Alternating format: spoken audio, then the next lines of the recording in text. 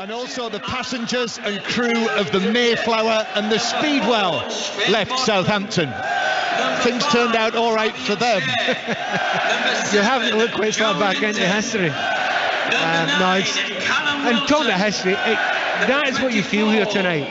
You feel that these Newcastle fans want to be at the start of a new history, that they can get to a cup final, that they can win a cup final, and they can look at something that hasn't been at this club for over half a century. Silverware and joining the elite where they have always believed they should be. Well, Newcastle United supporters have seen their new signings, obviously not involved tonight. In fact, Eddie Powers, I suspect he might have done anyway, has named an unchanged team. Newcastle didn't play, knocked out of the FA Cup. So same team as on duty at St Mary's this time last week. So Pope, Trippier, Share, Botman and Byrne, Longstaff, Guimaraes and Willock, Almiron, Wilson and Joe Linton. And Nathan Jones going with some interesting changes. 4 changes from the first leg, and that includes a debut for James Bree, newly signed from Luton Town. James Bree on the right-hand side of the Southampton defence. He is going to play as the right wing back. And there is the whistle from Paul Tierney, the referee. It's Newcastle who get the second leg of this Carabao Cup semi-final underway. You're listening to it with us here on BBC Radio 5 Live. Listen as well to the live radio if you're on the move via BBC Sounds. And it is Newcastle in the black and white striped shirts, black shorts and black socks here at St James's Park against the Southampton side in their sort of mint-coloured shirts with white numbers on the back, blue trim, darker blue trim on the front, white shorts, white socks. Southampton with Bazunu in goal, Lianco, Bednarek and Salisu at the back. So this is Bednarek's first start since his return from Aston Villa. Bree and Walker-Peters in the wide areas, Jallo Alcaraz, Captain Ward-Prowse, Shea Adams, who missed 2 big chances at St Mary's, although it was saved by Nick Pope, and Adam Armstrong as well starting.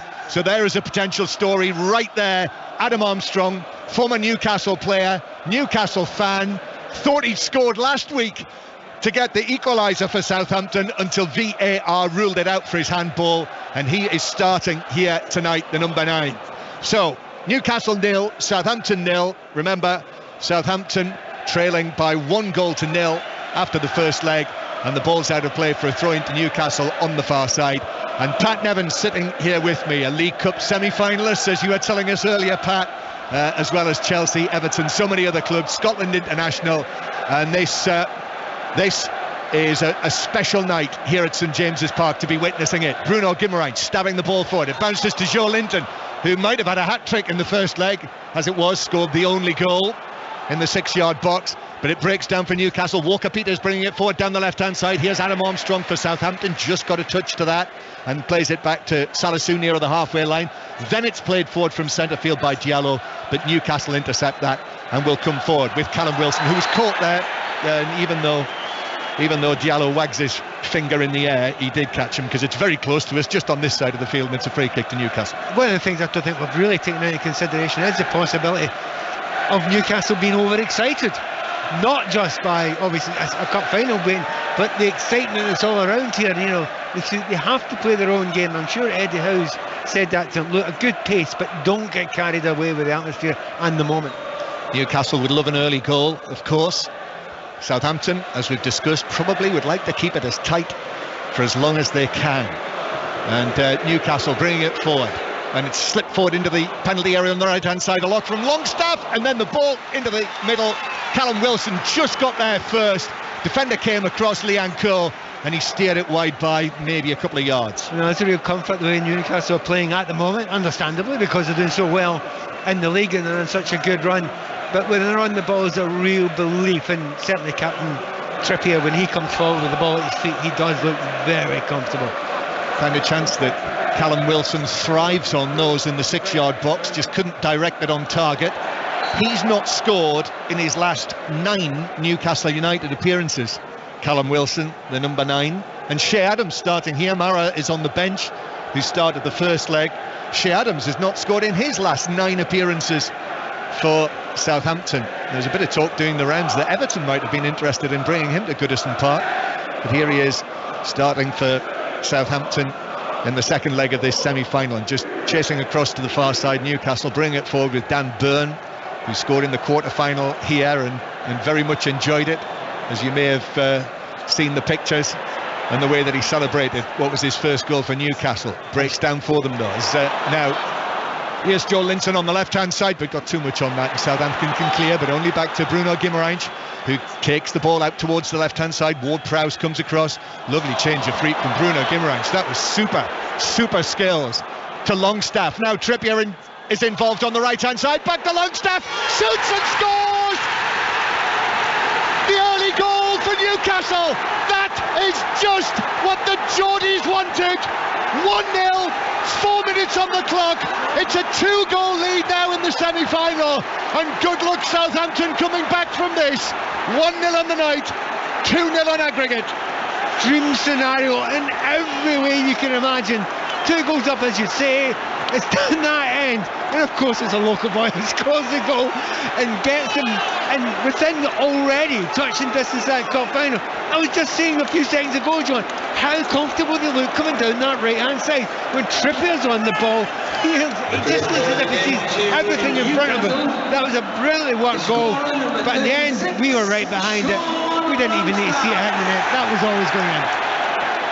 Right in our eye line, that he hit it low from a slight angle on the right side of the penalty area, and it is the North Shields born Sean Longstaff who found the far bottom corner and gives Newcastle breathing space in the semi-final, and it asks big questions of Southampton.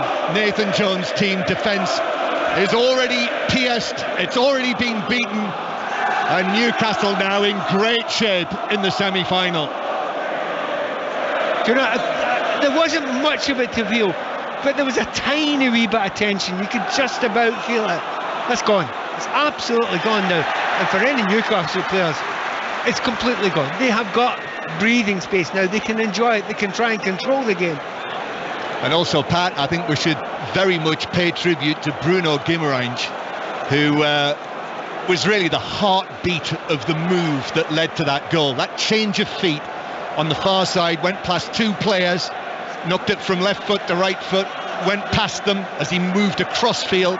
See, this is the thing I think now about assists. Players get assists. I mean, he'll get no credit for that at all statistically, but in fact, for anyone witnessing that with their own eyes here, you know, many young Newcastle fans, they'll probably never forget that piece of skill. Absolutely brilliant. And the assist to the assist, as they call it. I mean, there's some players that do that and they know when they've done it. I mean, I often talk about David Silva being one of the greatest I've ever seen at doing that assist to the assist, creating the space, taking 2 players out of the play. Well, you're absolutely right. Gimenez did that there. Newcastle United 1, Southampton 0. Sean Longstaff, his 2nd goal of the season. But Trippier now, who was involved in the goal, I think he does get the official assist, doesn't he? It was his ball to Longstaff. Here's Guimaraes on the edge of the area playing it in. Now a chance for 2-0, but it was knocked up with the right foot and then shot wide with the left foot. And Longstaff was, maybe a foot away from getting a 2nd goal on the night. It's the ease in which Newcastle are cutting Southampton apart. When they get into that final third, or maybe final quarter of the field even, you've got Guimaraes. You cannot give him space. If his head is up, he will pick out a pass. And there's willing runners everywhere for him. So it's not just Trippier. It's not just Guimaraes. Almiron, he can do that as well. They've got to get tighter just now.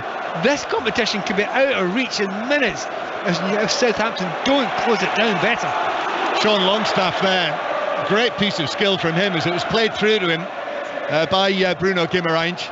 He knocked it up with 1 foot, shot with the left foot, but here's Adams through the middle for Southampton. Adam Armstrong, it bounces to him with the shot, but the bouncing effort, he was stretching for it. He got it on target actually, but straight at Pope, who was able to scoop it up. Yeah, it was a little bit better chance than I thought it was going to be. I think one of the centre backs there, I think he'd come over there and caught Botman, I think it was. He'd been caught very, very sluggish there, and I think Sheehan was a look at that and think, oh, wait a minute there, I think I've got him for pace. Might play on him a little bit. But I think the Longstaff effort at the other end, I said a foot wide, I think it was about a foot wide. That would have been some goal from him.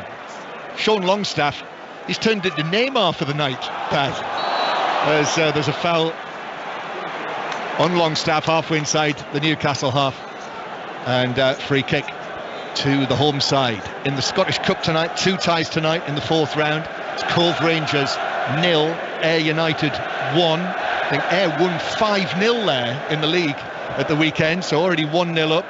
And obviously all of tonight's football will keep you across it. I think just 1 goal so far in League 2. Salford City winning 1-0 against Walsall, as the FA Cup replay between Birmingham City and Blackburn.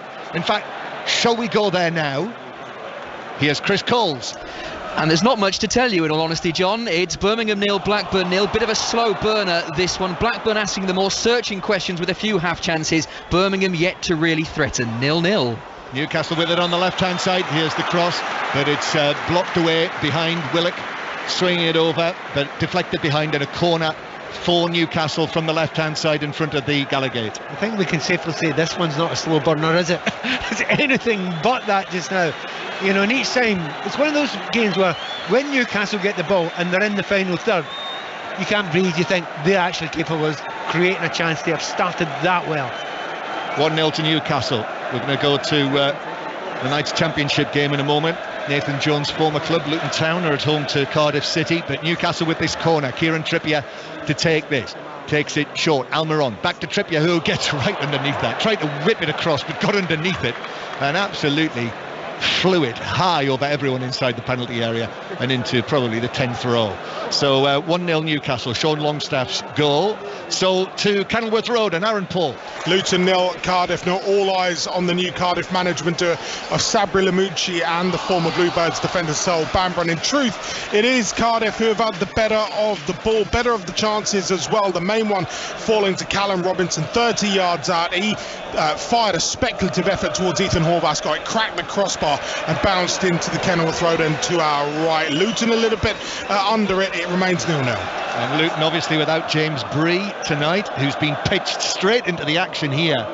So he's come from the Championship, where he's played every minute for Luton Town this season, incidentally, but was out of contract at the end of the season, which Nathan Jones, I'm sure, would have been well aware of. And so they've paid something like £750,000 for him. And here he is as the right wing back tonight in this Southampton setup. But the Saints with the ball. Alcaraz, one of the January signings. The other one, Orsic, is on the bench tonight, started the first leg. And Alcaraz, who was very much involved in the first leg, he was putting himself about the young Argentine, but really he and Southampton just not able to settle so far. And Joe Linton now going past Lianco, who's gone to ground, and Joe Linton's able to take it on into the box and shoots right-footed, but then the interception, the sliding challenge came in from Bednarek to deflect it wide and behind. There were options in the middle for him, Pat, but he went for goal. That's very much his style, though. I mean, it's still at the stage of his career where you look at him and every time he does something like that, you smile, because of how difficult it was at the start when he'd stuck him up at centre forward and he couldn't play there. And then you put him back in his right position, and he's not always subtle, but he can be unstoppable. And there he was unstoppable. Well, at least one Newcastle fan said to me over the course of the last week whether Newcastle might live to regret the other chances that he had last week. However, here's the corner into the near post. Goalkeeper comes, doesn't get anywhere near it. Bazunu, I think Fabian Scher was the Newcastle player closest to it, and it's deflected. I think the goalkeeper did get something on it, and was able to deflect it wide. Well, it's given us another corner. Yeah, maybe he touched on the goalkeeper. It was touched on the goalkeeper, possibly. Anyway, the keeper gets something on it, but it was a phenomenal ball. It's a distance away, but I'm guessing it was Trippier. Yeah. Brilliant ball in. Yeah.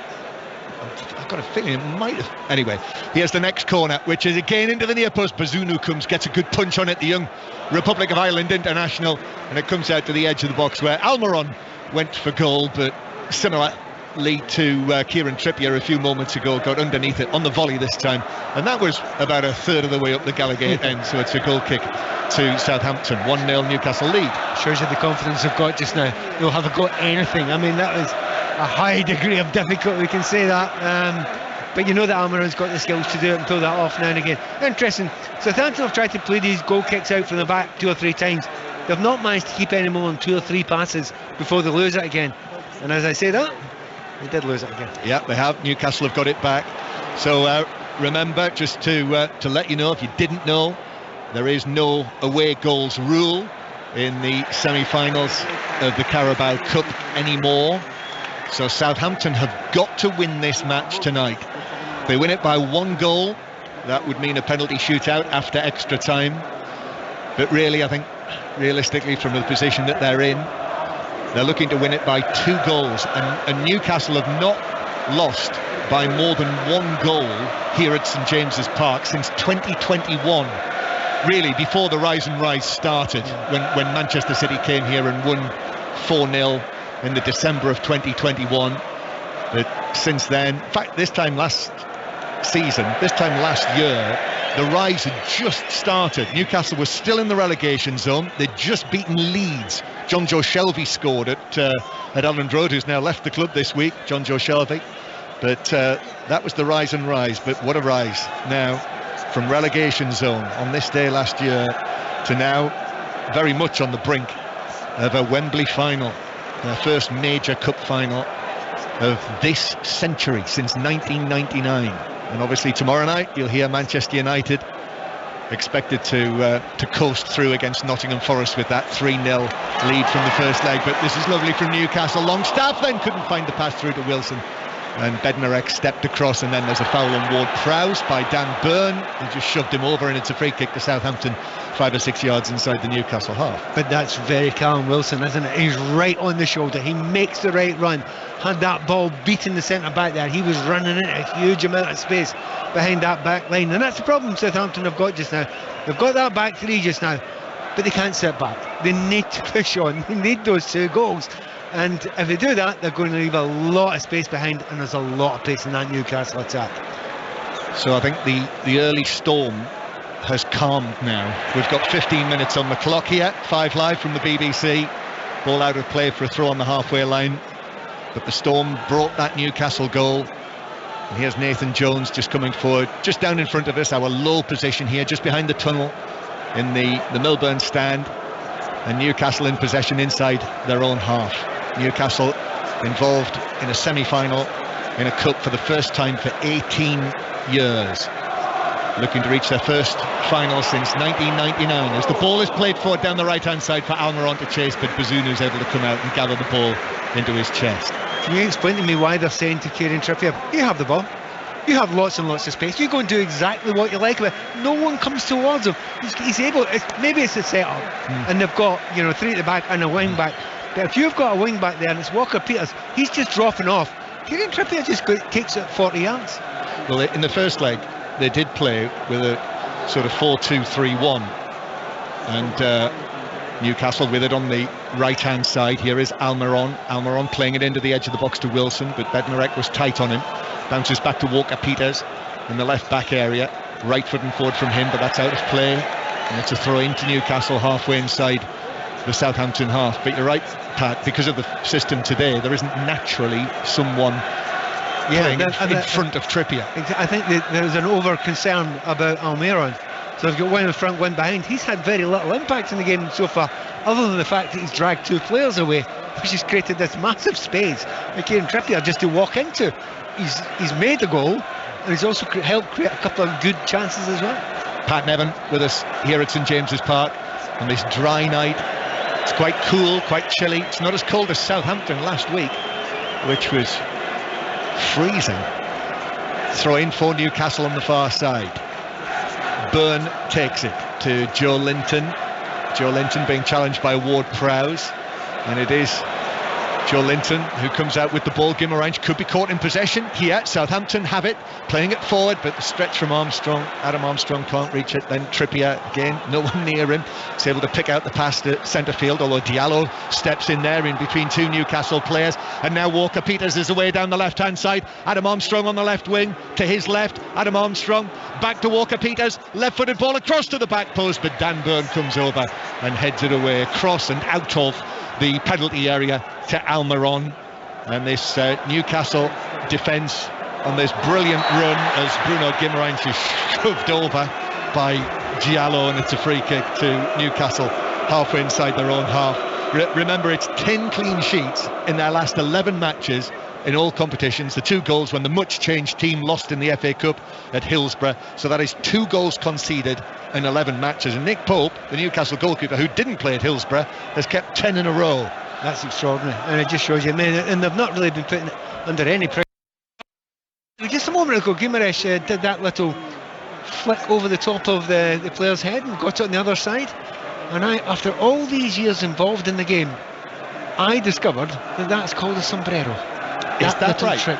It took me all these years to discover that. And when was that named? When was the name originally used? Apparently Pele used it. Pele sombrero. Here is Trippier on the right-hand side. Trippier with Longstaff making the run ahead of him, but Salisu is able to step forward and then pass it out from the back. Adam Armstrong has got Cher with him, who comes across, gets a touch on the ball, and actually back onto Adam Armstrong and out for a throw to Newcastle, who've made a very strong start. Almost 20 minutes played, and Nathan Jones, in what is only his 12th match as the Southampton manager, has got a lot to think about here. Whether he changes things. We've already talked about maybe a problem with this formation with 3 at the back. It's sort of 3-5-2 really, isn't it? He's used it before. I mean, to some degree Ward-Prowse is playing, one off. Playing one off on the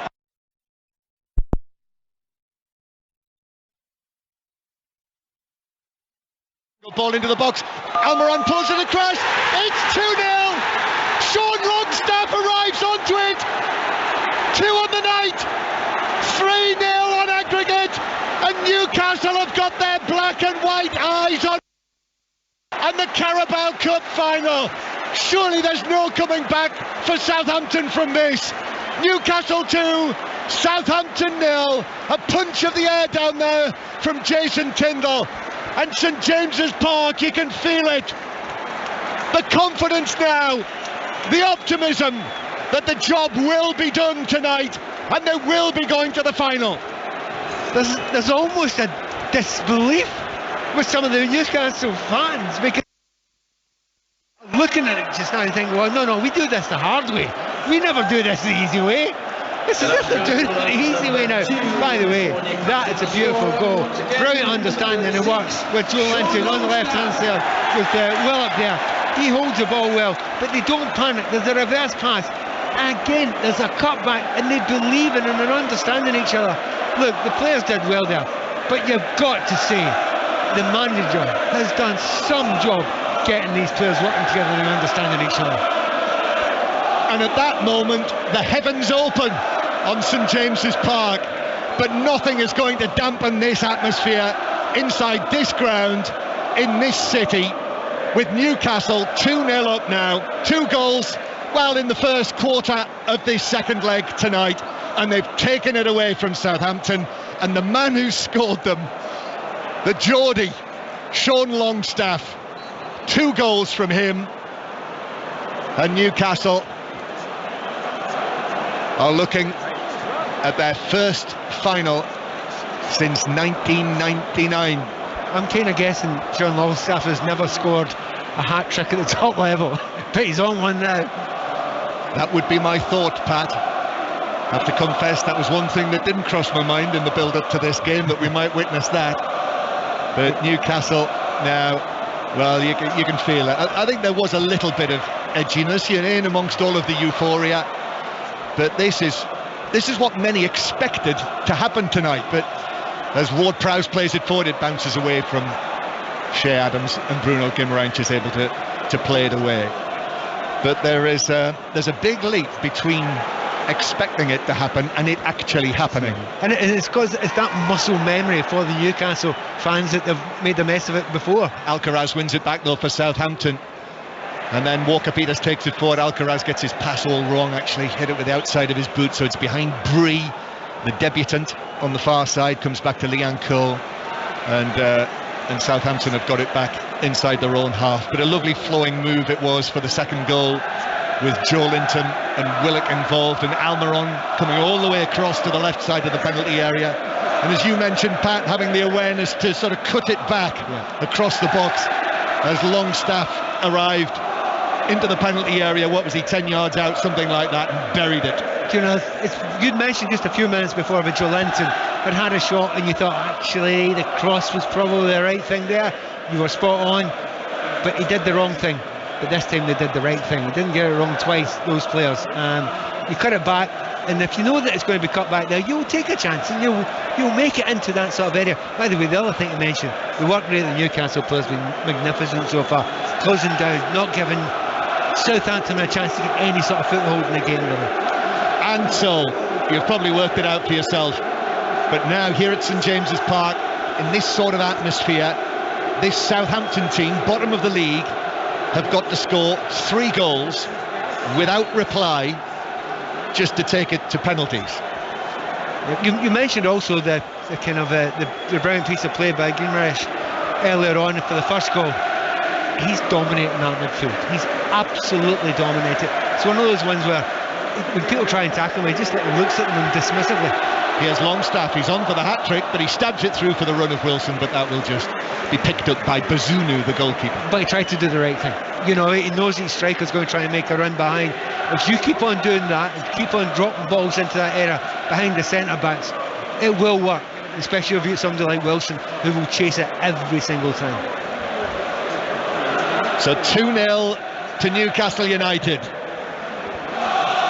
Southampton staring at what would be a 3rd consecutive semi-final defeat in recent seasons.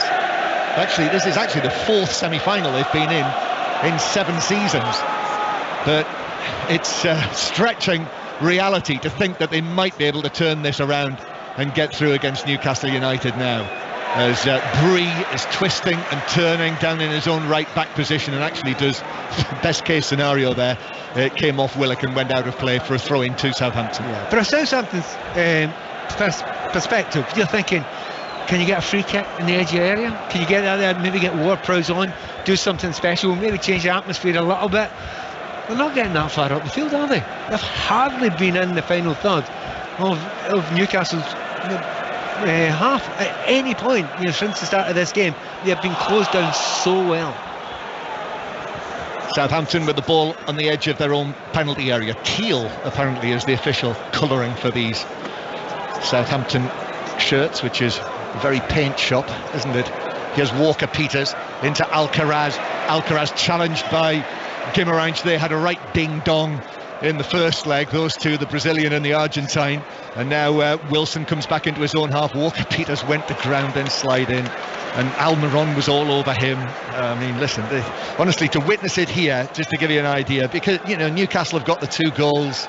They're all over Southampton. They're full of confidence. The record here is so good, and it feels like everything that Newcastle go in for, Newcastle are coming out with the ball, as Lianco's having to head the ball back to goalkeeper Bazunu behind him, but that's a little short to Lianco, and Joe Linton was almost into that, and actually it's been given as a foul by Joe Linton on Lianco, but he's fortunate there because it was a poor touch from him, and he's got the free kick. Yeah, I mean, Joe Linton has to go for that one, and it's undeliberate as a foul. The referee's got that one spot on, but it's not a yellow card or anything like that. The problem is it's either a dead leg or a knee into the side of, well, it looks like a dead leg, doesn't it?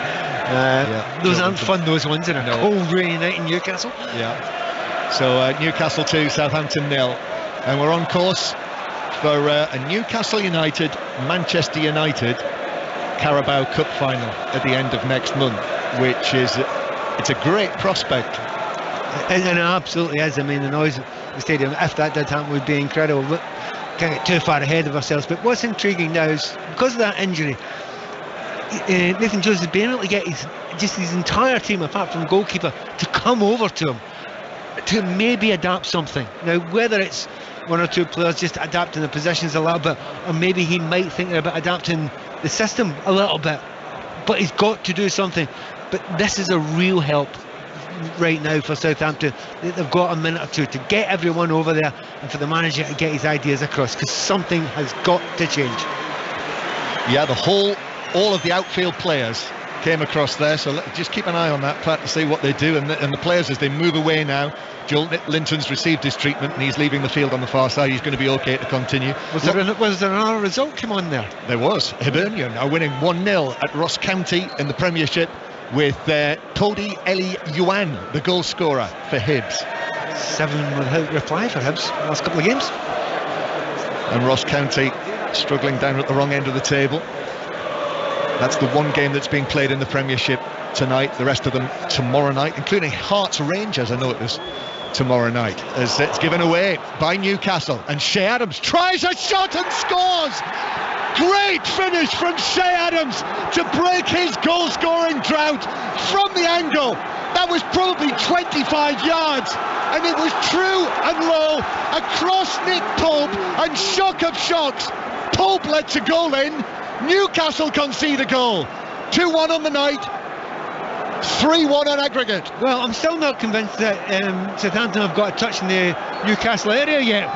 They've got a goal because it was hit from well outside the area, but that was just a little bit of laziness. I think it was Willett tried to lay the ball back, got it wrong there, passed it past, but there didn't seem to be any trouble there. Newcastle, though, trying to respond immediately. Longstaff with his cross. Might have been a shove on Willock inside the box there, but the ball is cleared away by Southampton to the halfway line. So there we are. Nick Pope has finally conceded a goal, and his 10 consecutive clean sheets. That is where it ends. So that is the club record for a goalkeeper to keep 10 consecutive clean sheets. But he concedes a goal, Nick Pope, for the first time since the 6th of November in a competitive match, which is quite a thing. And it took a very well struck goal to beat him. For a guy who hasn't scored for a long time either. He's gone and broken hands now. How many games it's Shea Adams scores? That's his first in 10 appearances for Southampton. There's a certain symmetry there. There is. And that's his 9th of the season. Shea Adams, he's now scored 5 in this competition, so moves back alongside Marcus Rashford as the leading scorer in this competition this season. And Southampton have, what do we call that, Pat? The tiniest glimmer. No, more than that. More than that. Hey, sparkle. We're only 30 minutes into this game. There's an hour left. He's got a lot of goals and get a lot of chances in 30 minutes. But what they have to do, I mean, you didn't get lucky with the strike. The strike is absolutely brilliant. They got lucky they were given the ball, and they didn't create that there. They were given the ball.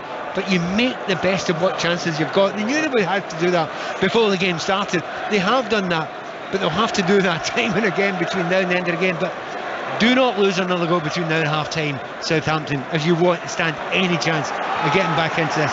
One more goal, John. One more goal for Southampton, and suddenly you will feel a wee bit of nervousness around here.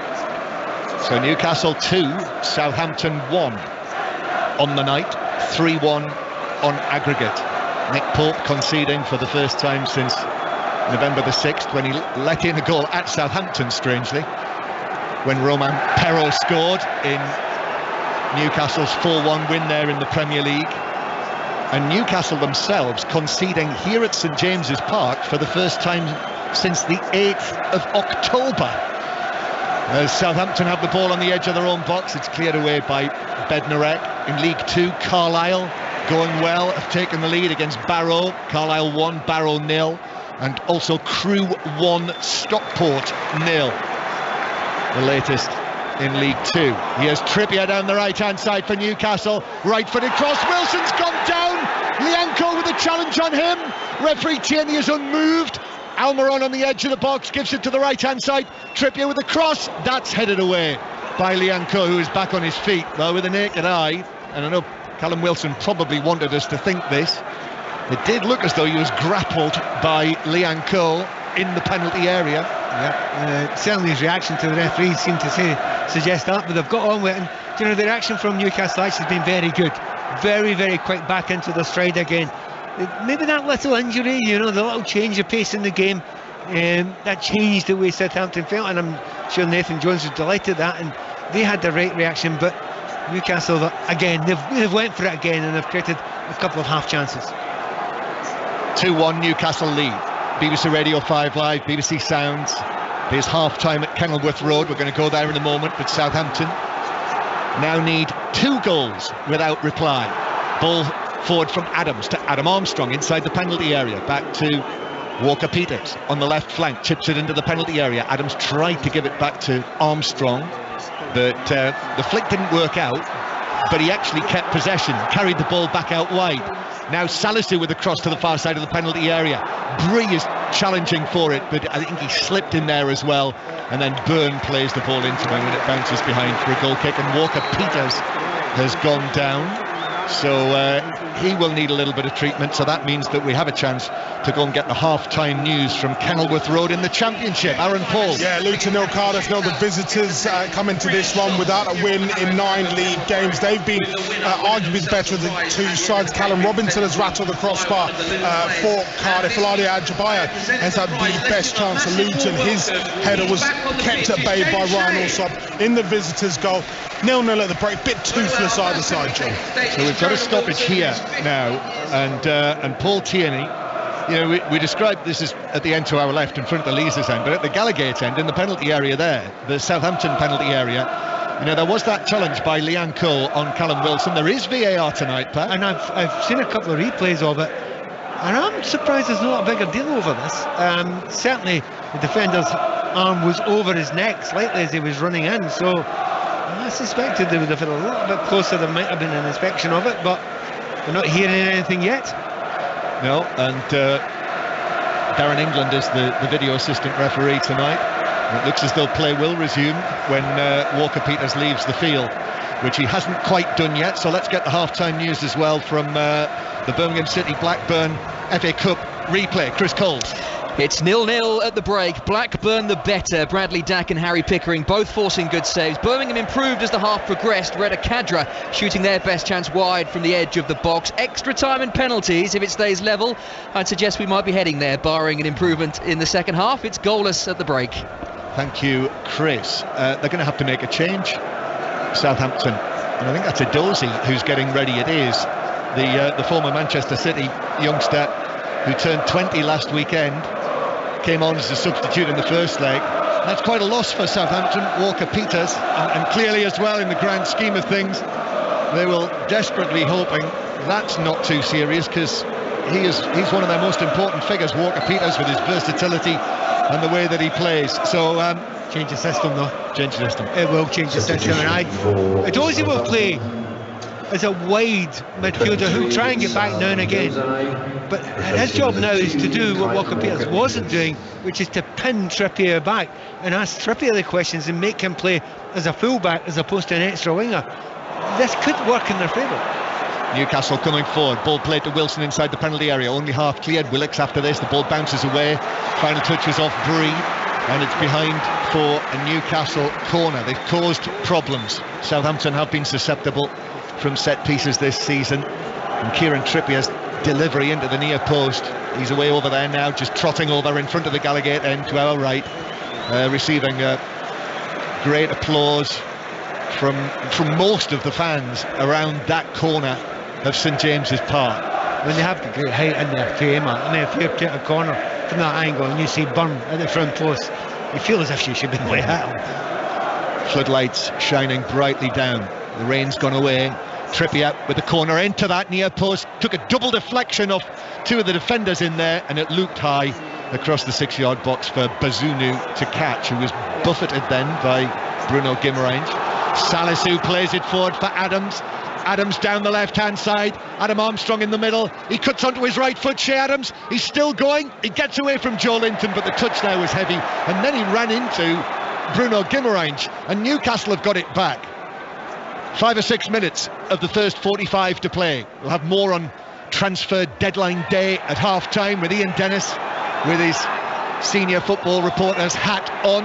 We'll round up everything for you, and we'll also, by the way, our rugby union correspondent Chris Jones will be on to talk about the latest ahead of the start of the Six Nations this weekend. All of the commentary on 5 Live and Sports Extra, and the Rugby Union daily podcast as well now on BBC Sounds to get yourself ready for that. But this weekend, Wales-Ireland on Sports Extra, and then England-Scotland on 5 Live on Saturday afternoon.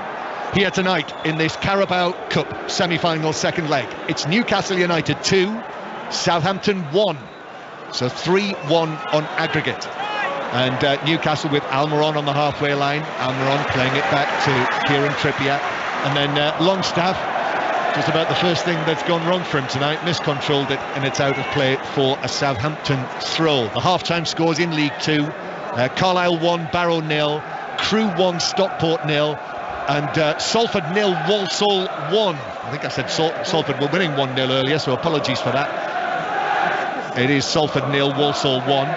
Also Ross County 0, Hibs 1 at half-time. And in the Scottish Cup, the half-times: Cove Rangers 0, Ayr 1, and Inverness 0, Queen's Park 0. Half-time approaching. Good noise inside St James's. Bruno Guimaraes passing the ball long and forward to Wilson on the right side of the area, who looked to play it across. Joe Linton was at the back post, but there were 3 Southampton defenders there as well, and Bednarek was able to intercept. Pat Nevin. It's a wee bit scrappier from Newcastle last 5 or 10 minutes. And I think that's, the game was broken up, there was the injury, a change has been made, the goal has been scored, and you're not quite as dominant as they were beforehand, so that's a bit of a lift, not only for the Southampton fans listening, but the Southampton fans here. And by the way, there's a lot of them, and they made a good noise when that goal from Shea Adams went in. So there's a little bit of hope breathing into the team just now, and they just have to make sure that they get to half-time, at the very least, no worse off than they are just now, and they'll still feel there is a chance, even though it's still an outside one. Those Southampton fans, it's a long ball's played forward for Adam Armstrong, but it bounces through to Nick Pope. There must be a couple of thousand of them up in the top tier of the Leazes stand to our left, way up there. They'd have had a brilliant view from up there of Adams's goal, actually. I've sat up there a few times, and to be fair, sat up there. It's a brilliant view. Well, I noticed I was driving over the Tyne Bridge today, the famous symbol of Newcastle. And as you drive over the Tyne Bridge, right in the middle of the Tyne Bridge, if you look up, you can actually see up there. That's where you can see it. It's a statement stand. It is, yes. Very much so. I felt like I was in the heart of Geordieland while I was doing that. So Newcastle leading Southampton by 2-1. Trippier takes the throw, bounces for Wilson, who tried to lay it off with his chest, but here is Alcaraz, Charlie Alcaraz as they call him, but he loses possession, and Newcastle, with 2 goals, Sean Longstaff is able to step across and chip it out to Byrne on the left hand side, and Byrne up to Bruno Guimaraes, and Guimaraes now to Willock on the left hand side. Willock back to Dan Byrne, and then infield for Newcastle, and Longstaff again. Then from the halfway line, Shea hits a long pass to Trippier down the right.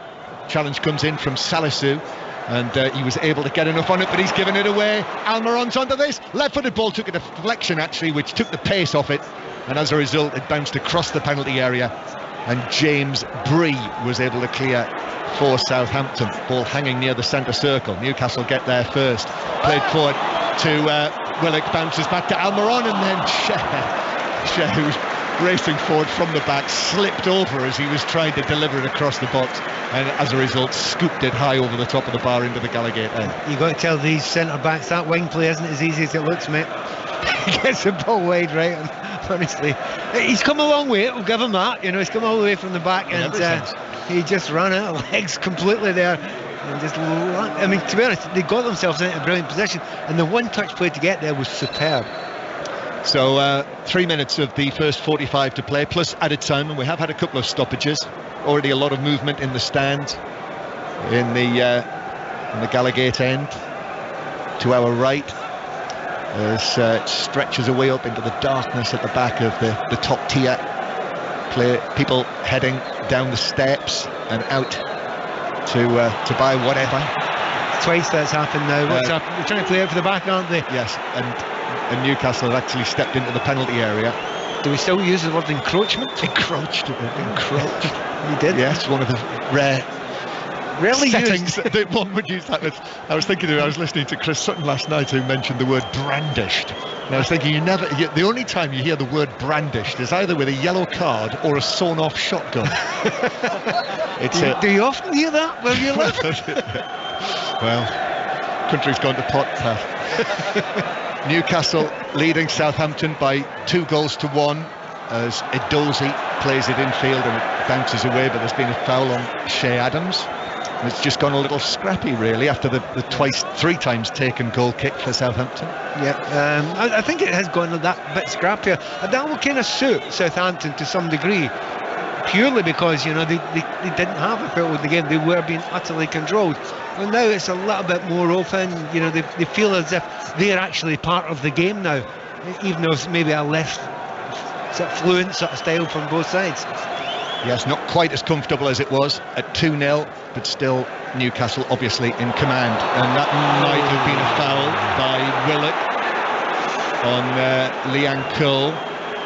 Close one, that one, isn't it? It was a shove in the back. I think it was the right decision. You might disagree. Here is Bree now down the right-hand side for Southampton as they break away. It could open up. Adam Armstrong stretching with a touch. Tried to flick it. You can hear what the home supporters think of the award of that free kick. But as a result, it just bounced through to Nick Pope, who underarms it out. Byrne now up to Wilson. Did wonder if Isak might have started tonight, but he went with Wilson, who plays the ball across to Almiron. And then Almiron's ball was a little short to the arriving Trippier, and Edozie was able to get something on it to put it out of play on the halfway line. I meant to ask you at the time, Pat, the Walker-Peters injury. I don't know, did you get any sort of sense of what that might have been? I couldn't see it, but I didn't see there was any tackle involved in it, so we think it's almost certainly soft tissue. He's pulled something. So it would look like a spell out.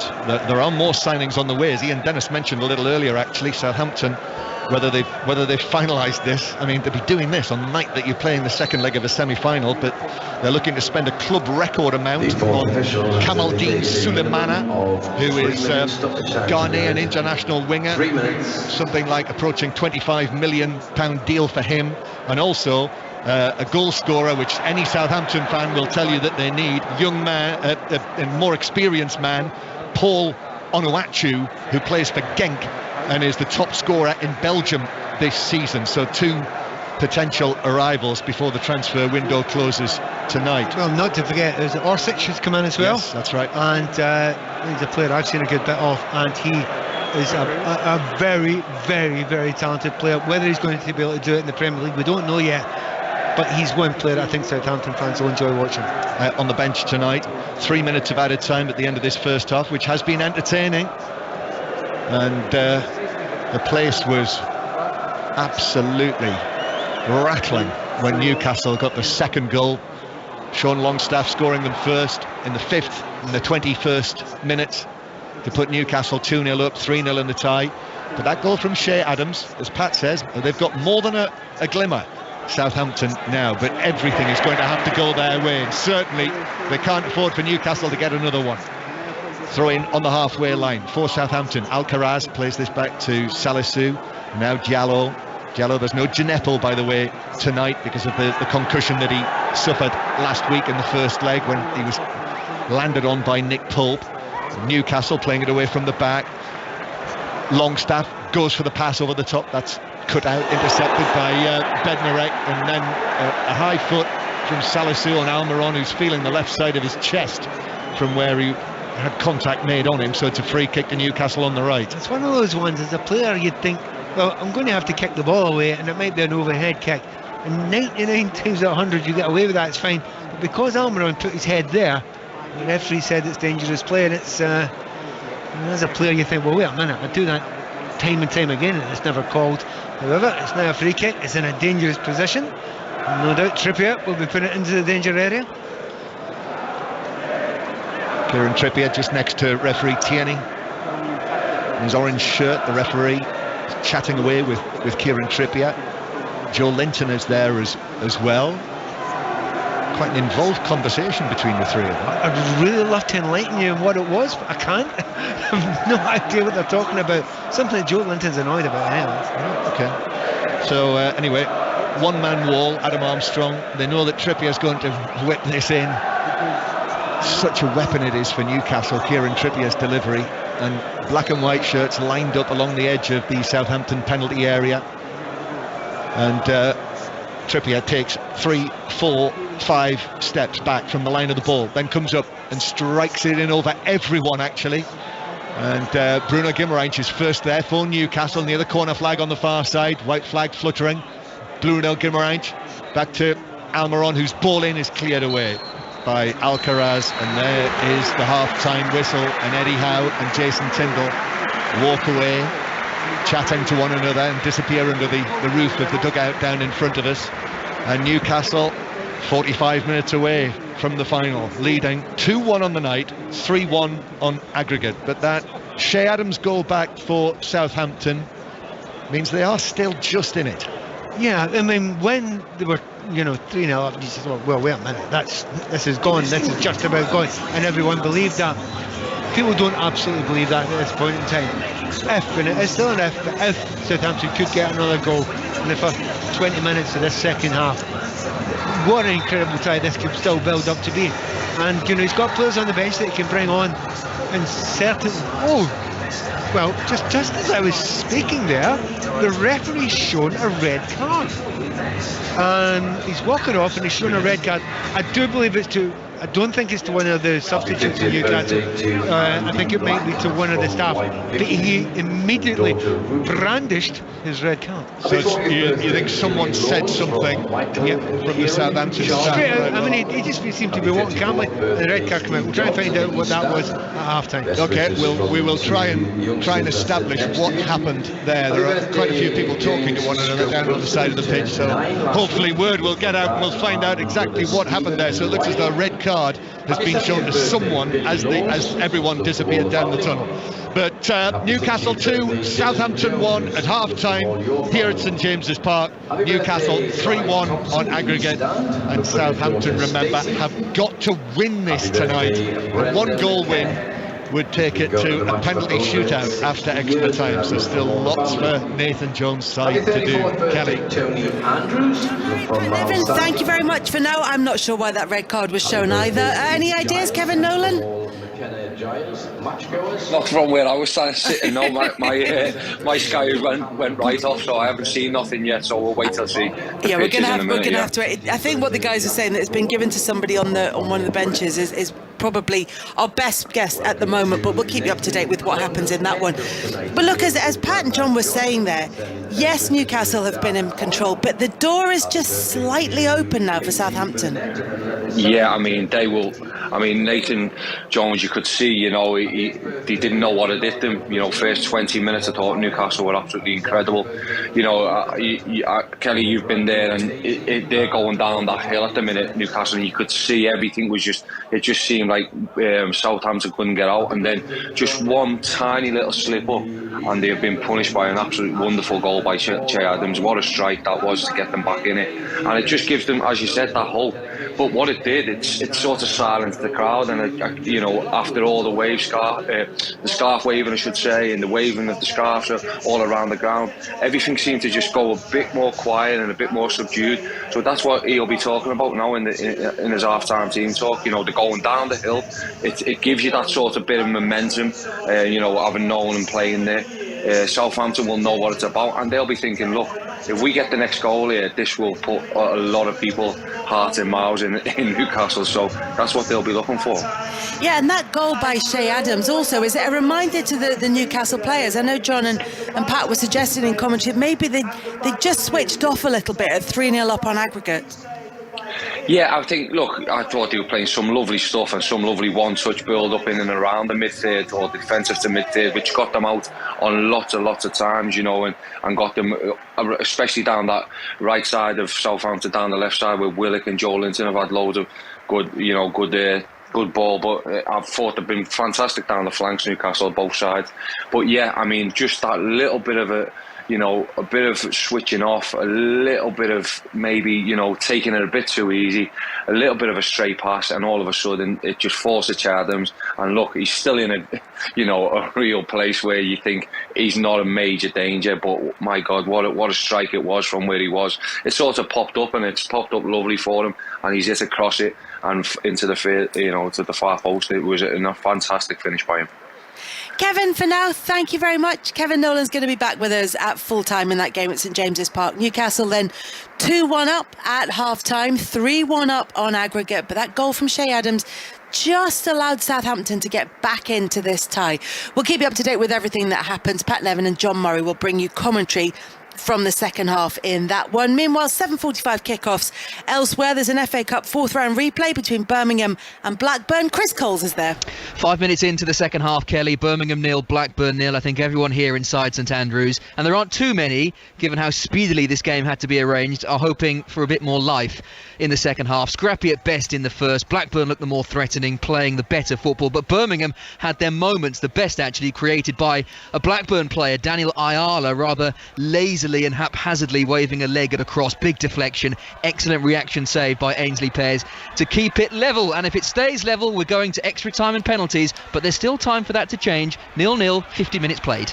He said with hope in his voice. Thank you very much. We'll be back with Chris very shortly, should there be any goals in that game. At Kenilworth Road in the Championship, it's Luton against Cardiff, and Aaron Paul's there. Yeah, into the second half here, Kelly. Luton 0, Cardiff 0. The best chance of the game undoubtedly has come for Callum Robinson, who smashed the crossbar in the first half from 30 or so yards.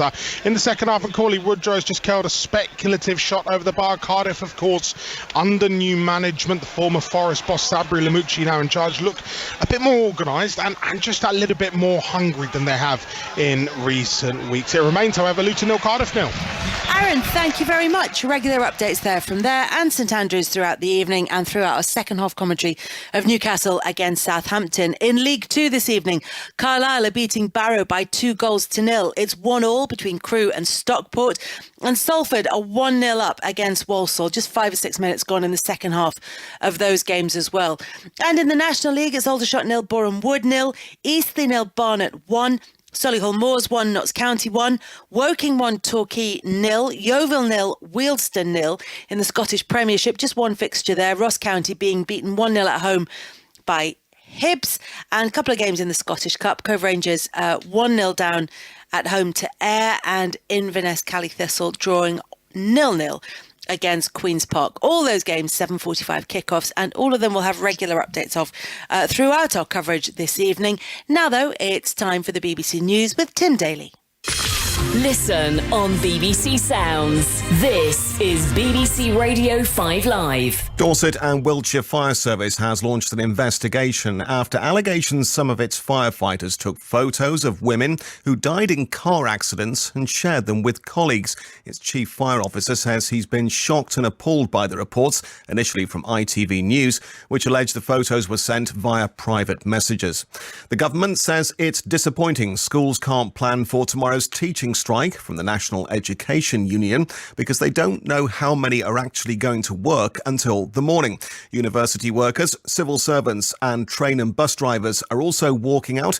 The Schools Minister, Nick Gibbs, says schools still have a job to do tomorrow. We want them to do everything, first of all, to remain open, because that's fair to children and it's fair to parents. But where they do have to restrict access, we're saying to prioritise vulnerable children, the children of critical workers, and those children who are doing their exams, or in the exam years. A man's admitted killing a mother and her 2-year-old daughter and burying the bodies beneath his kitchen floor. Andrew Innes from Dundee denied murder, lodging a special defence of diminished responsibility. The former Brexit negotiator and Conservative peer Lord Frost says leaving the EU has caused a small hit to trade, but the economy will benefit in the medium term. Some opposition MPs had urged the government to acknowledge the negative effect of Brexit after the International Monetary Fund predicted the UK economy would shrink by 0.6% this year. Lord Frost says the UK hasn't performed badly. We have left the EU into an extraordinarily turbulent period with the COVID, the pandemic, the lockdown, and now the war in Ukraine, the hit to energy supplies, all of that. It's about as difficult as an environment as we could get. And considering that environment, I think growth has held up pretty well. And a 16th century gold pendant unearthed by a detectorist in Warwickshire has gone on display at the British Museum in London. The heart-shaped locket was created to mark the wedding of Henry VIII with Catherine of Aragon. And that's the 5 Live News. 5 Live Breakfast. Let's talk about Eurovision, because Rylan is with us. This is the official launch to Eurovision 2023. We'll see the Mayor of Turin hand over the keys to the Mayor of Liverpool. That officially kicks it off here in the city. So for Eurovision fans around the world, they'll be tuning in live to find out where their country will be performing in which semi-final. So yeah, it's a really, really big night, and we're just so thrilled that it's all kicking off. Do you know at this stage how much they're going to be including Ukraine? Absolutely. This is a collaboration. We've just announced that this year's slogan for the competition is United by Music, because it really is all about that. So Ukraine will be featuring in every single part of this. We are just the host nation, but we're throwing Ukraine's party. 5 Live Breakfast, weekday mornings from 6. This is 5 Live Sport with Kelly Cates. And our commentary match this evening is the EFL Cup semi-final, second leg between Newcastle and Southampton. The home side 2-1 up on the night, 3-1 up on aggregate. And we're on air right through till 11 o'clock, and we'll go through all the last-minute deals on transfer deadline day on 5 Live and BBC Sounds. Guillaume Balaguer and Rob Green will be joining us from around 10:20 this evening. We're also joined by the human version of ticker tape, our senior football reporter, Ian Dennis. What are we up to, Deno? I'm not too sure how the ticker tape works. I was just thinking, you just keep bringing the information through to us on a regular basis. Well, certainly since we last spoke, Sasa Lukic has joined Fulham on a 4.5-year deal. So that's come through from Torino for about £8 million. Arsenal have confirmed Jorginho from Chelsea for £12 million. They will announce that Cedric Suarez has left to go to Fulham on loan, and Albert Sambi Lokonga will also leave on loan to Crystal Palace. And Bournemouth have signed Ilya Zabani, the Ukrainian international defender, 20 years of age, from Dynamo Kiev for around £20 million. And Hamad Traore will follow between now and 11 from Sassuolo. And we're still awaiting news of Marcel Sabitzer on loan from Bayern Munich to Manchester United. And of course, the Enzo Fernandez deal from Benfica to Chelsea will no doubt rumble on. If and when they happen, Ian Dennis will bring us right up to date with everything. Deno, for now, thank you very much. And then tomorrow morning, 5 Live Breakfast will wrap up all the big stories from transfer deadline day. Rachel Burden and Chris Warburton are on air from 6 in the morning. Let's talk Six Nations now, because Warren Gatland has named his Wales side for the tournament's opening match against Ireland on Saturday. There'll be commentary on 5 Sports Extra before England face Scotland in the 4:45 kickoff. And that will, of course, be on 5 Live. Our correspondent, Chris Jones, is with us. So, Chris, the headline, a first start for Lee Halfpenny in 19 months. What's the thinking? Yeah, evening, Kelly. Well, Wales went back to the future, bringing back Warren Gatland. He's done the same with his team selection. Halfpenny's experience, but he's not played in, as you say, 19 months, age 34. Also starting the 37-year-old Alan Wynne-Jones. Ken Owens, captains, age 36. 8 of the starting team, age 30 or over. 8 of the 23 were involved in the 2012 Six Nations. There is some youth, Rio Dyer, Joe Hawkins, Jack Morgan, for example, but kind of a lost generation of players in between the old and the new. But yeah, can Warren Gatland work his old magic? And can some of these experienced Wales players, can they still cut it at this level? We'll find out come Saturday. And Chris, you've been at Pennyhill Park with the England squad today, where Steve Borthwick has been trimming his squad down quite a bit. Yeah, from 36 to 29. The headline omissions: Johnny Hill playing well for Sale, but not in the squad that's staying in camp. The team is named on Thursday afternoon, so no Johnny Hill.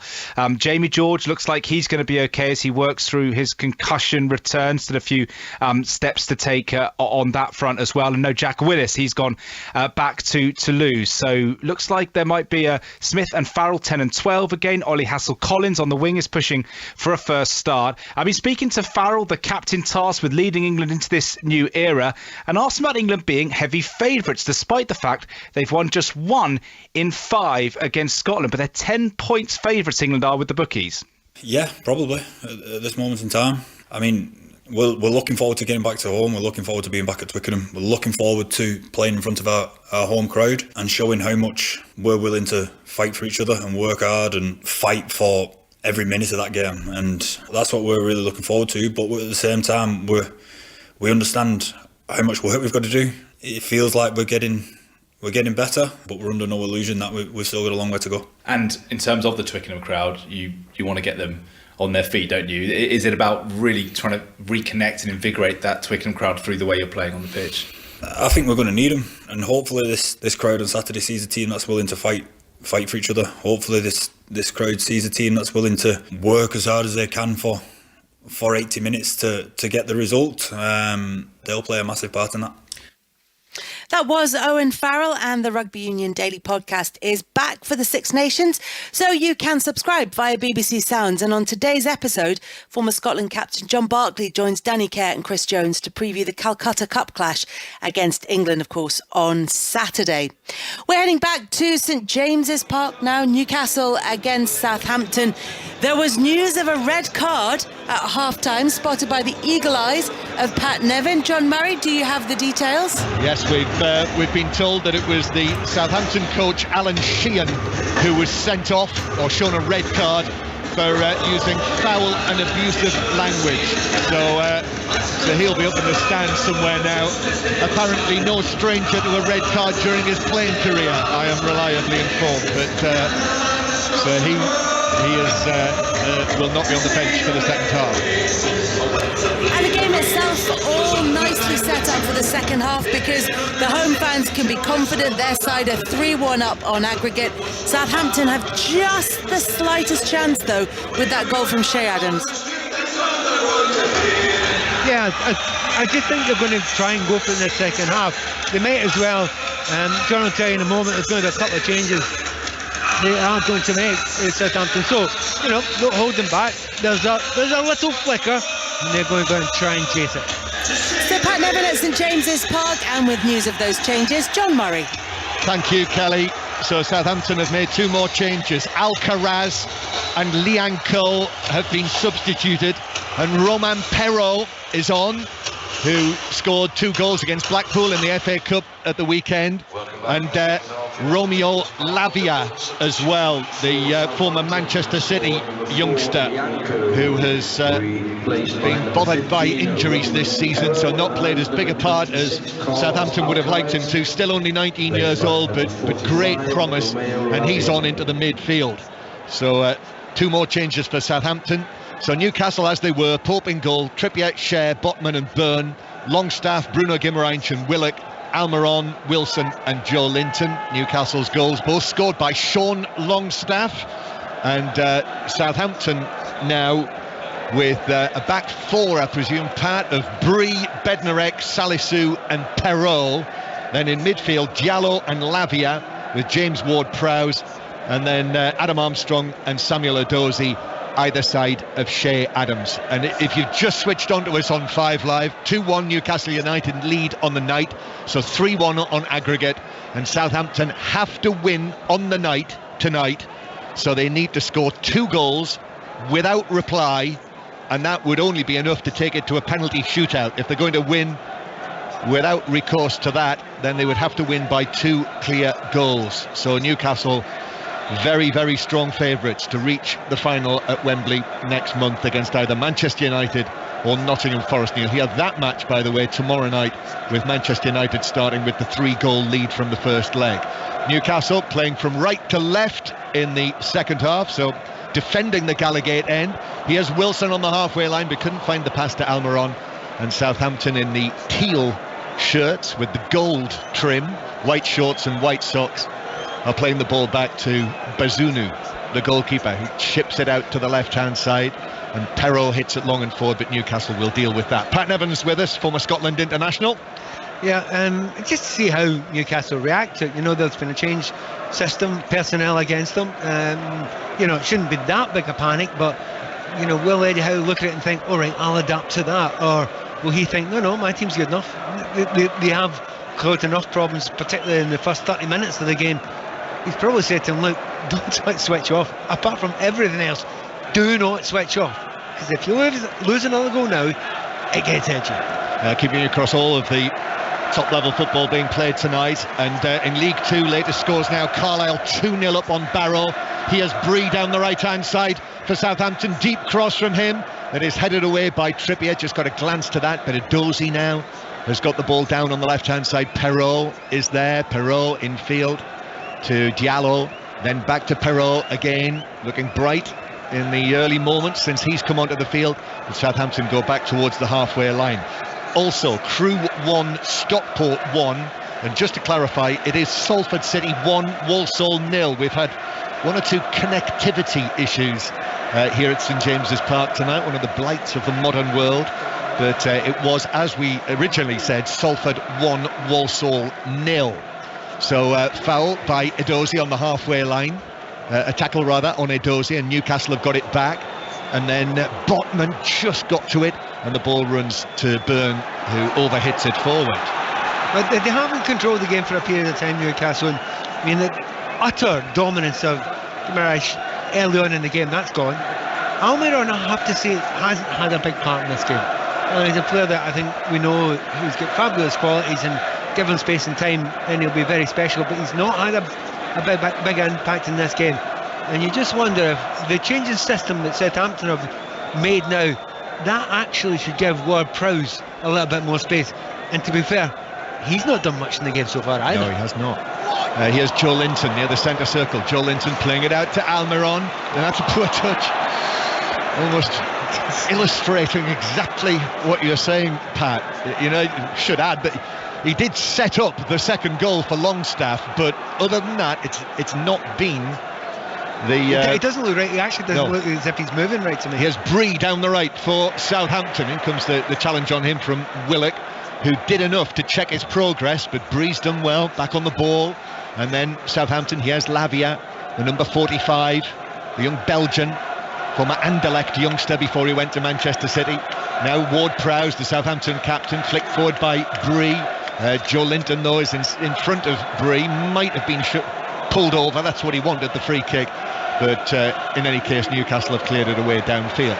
So 5 Live and BBC Sounds here at St James's Park.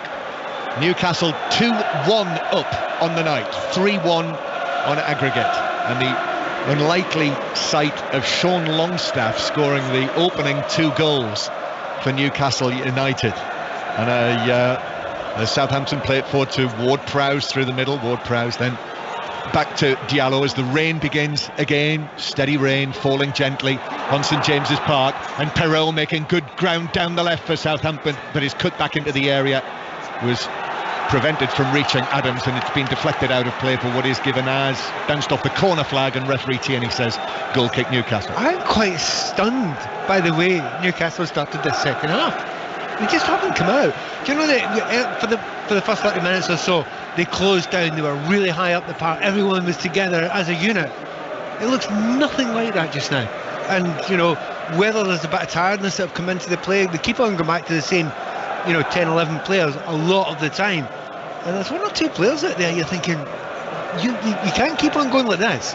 You can't walk through the second half, because you will be put under pressure by Southampton. You need to lift it.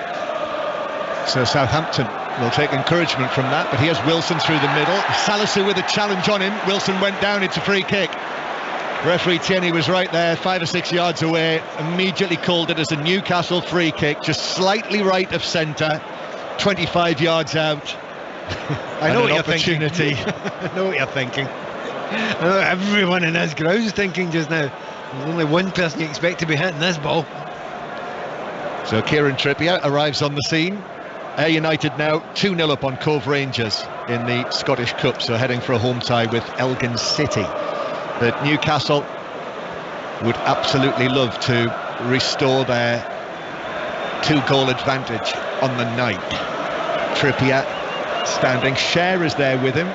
He's hit a couple of long-range free kicks in his time, Fabian Cher.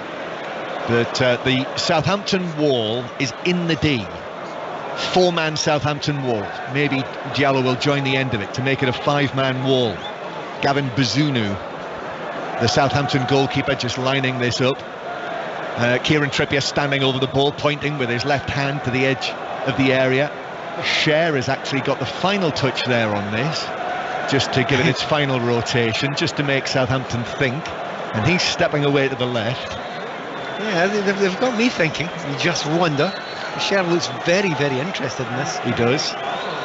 Trippier walks away, just steps away. It is going to be Cher who hits it woefully into the knees of the wall, and it bounces out for a throw-in on the far side for Newcastle. Well, there wasn't anyone lying behind the wall, and I think that was the idea of it. They've obviously looked at it in previous games, and the wall does jump, and there's no one behind it, so they tried to go underneath. The thing is, you have to keep that one on the ground. Well, if he'd scored with a low free kick from 25 yards, he'd have done very well. Well, the keepers can't see it if it goes underneath like that. I mean, that's the thinking, but you need to strike it clean and true, and you need to put it, has to be the old daisy cutter, doesn't it? Ball's chipped into 3 rows in front of us by Dan Byrne, who is remonstrating with the assistant down here, and I think he's suggesting that it took a flick off Adam Armstrong and it should have been a Newcastle throw, but it's been given Southampton's way. 2-1 Newcastle, 5 Live and BBC Sounds. And more news from League Two, where Carlisle now 3-0 up on Barrow. Bazunu playing the ball out from the back. And in the Scottish Cup, Cove Rangers now down to 10 men in that match. Ayr United winning by 2-0 and seemingly going through. Throw in for Southampton, just in front of Nathan Jones. Just down in front of us. Bree takes it. Ward-Prowse gets underneath it, volleys it high into the Tyneside air. Drops onto the head of Botman, who heads it away, bounces out of play. Bree with the throw, straight to Luton because there's a penalty, Aaron Paul. It is a penalty to the home side. It is Elijah Adebayo who will step up to take it after a handball in the Cardiff area. Adebayo with the most peculiar starts.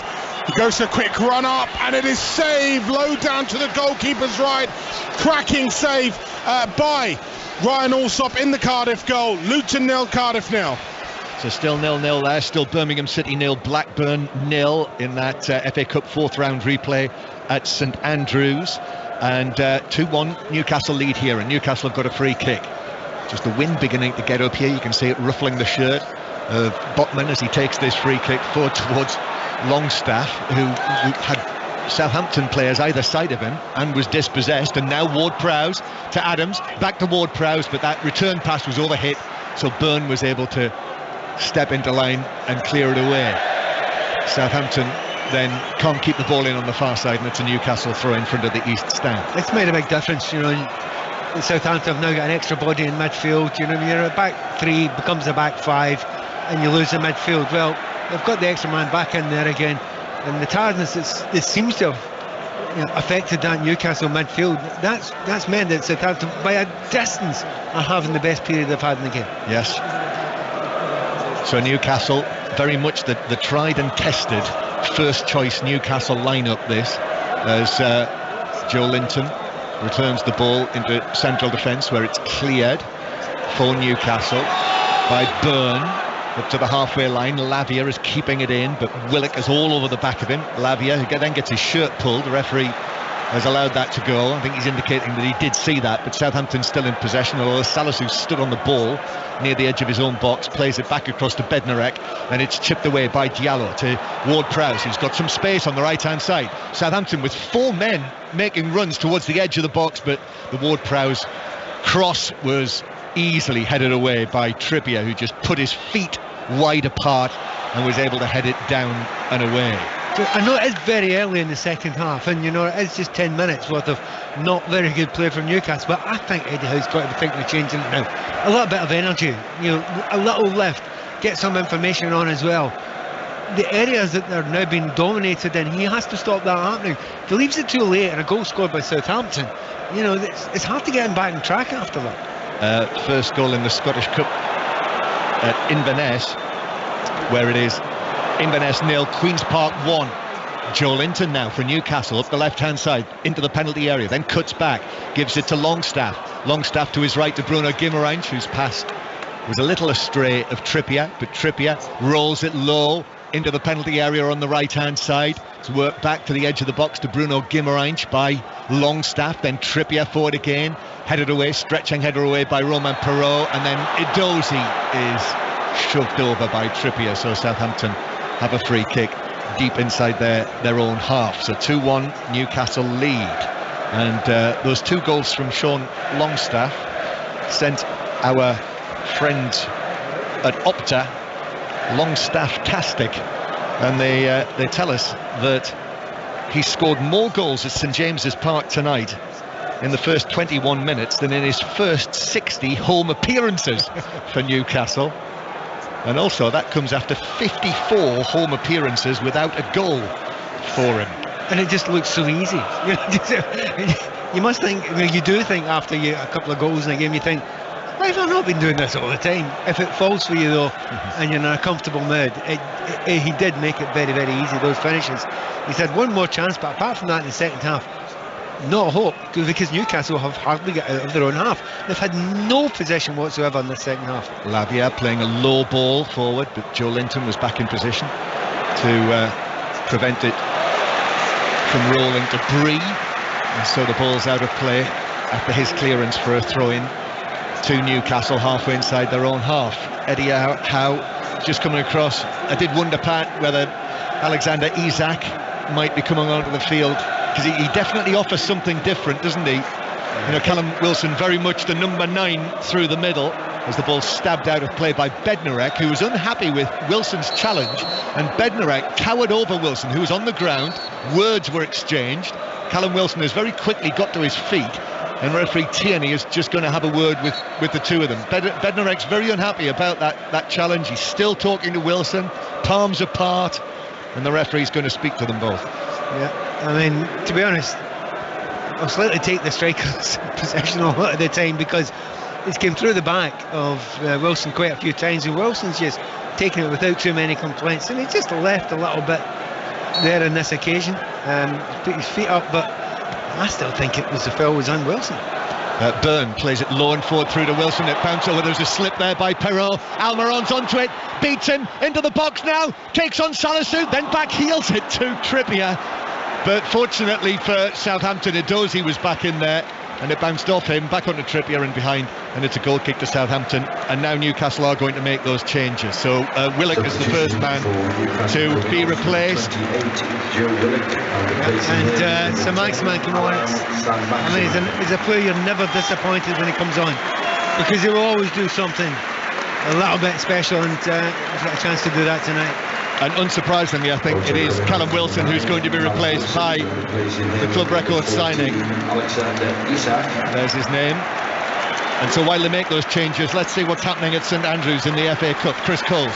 Not a great deal, John. Birmingham 0, Blackburn 0. In truth, it has been a better second half. Bradley Dax had a couple of good chances for Blackburn, the best hitting the post from just inside the penalty area, but we're 15 minutes away from extra time. Birmingham 0, Blackburn 0. It's a triple change actually for Newcastle. Jacob Murphy as well is coming on to replace Almiron. So it's a completely new front three with Murphy, Isak and St Maximan. So Joe Linton, as he did in the first leg, dropping back into the midfield three, and Southampton trying to usher Almiron off the field. I mean, he could have left on the far side, but to be honest, he had his best moment of the game 10 seconds before he went off. He had a lovely little trick in the top, and he got to the byline and then made a mistake with a poor back heel. Just wasn't his day today. There'll be plenty more when it is his day. But those changes, I would have been surprised if they'd have made one, or just the one. It needed at least two, and I think 3 changes are perfectly sensible to try and wrest back some control of this game for Newcastle. Southampton taking this short goal kick again, and Newcastle racing into the penalty area to try and close it down. This time Southampton were able to work it away to the halfway line. In the Premiership in Scotland, Ross County have equalised. Jan Dander's made it Ross County 1, Hibs 1, and Carlisle now 4-0 up on Barrow in League 2. It's out of play for another throw into Southampton, and also Cove Rangers 0, Ayr United 3 now in the Scottish Cup. So Bazunu to take this, which he does across his 6-yard box to Bednarek, and it's passed forward by Bree. Lavia, Bruno Guimaraes puts in the challenge on him, takes his legs away, and that is a free kick to Southampton halfway inside their own half. Jacob Murphy on the field, Pat, who this time last week on the Tuesday night in the first leg, when Douye Chalata Sarr was sent off, Jacob Murphy waved him off, which was widely circulated, and I suspect might have been mentioned before the start of the game tonight, so that adds a little bit of something to it, as the long ball is played forward to Adams, who's in an offside position, so it's a free kick to Newcastle. As we say in the game, expect a dull one early on, which I think there's a fair chance he'll get. Players don't forget that sort of thing, but you know, it is interesting. Newcastle have completely changed that front line now. That front line will want to have some impact in the game, and I think if you can get Isak on the ball, he's so exciting on the ball, as is San Maximan as well.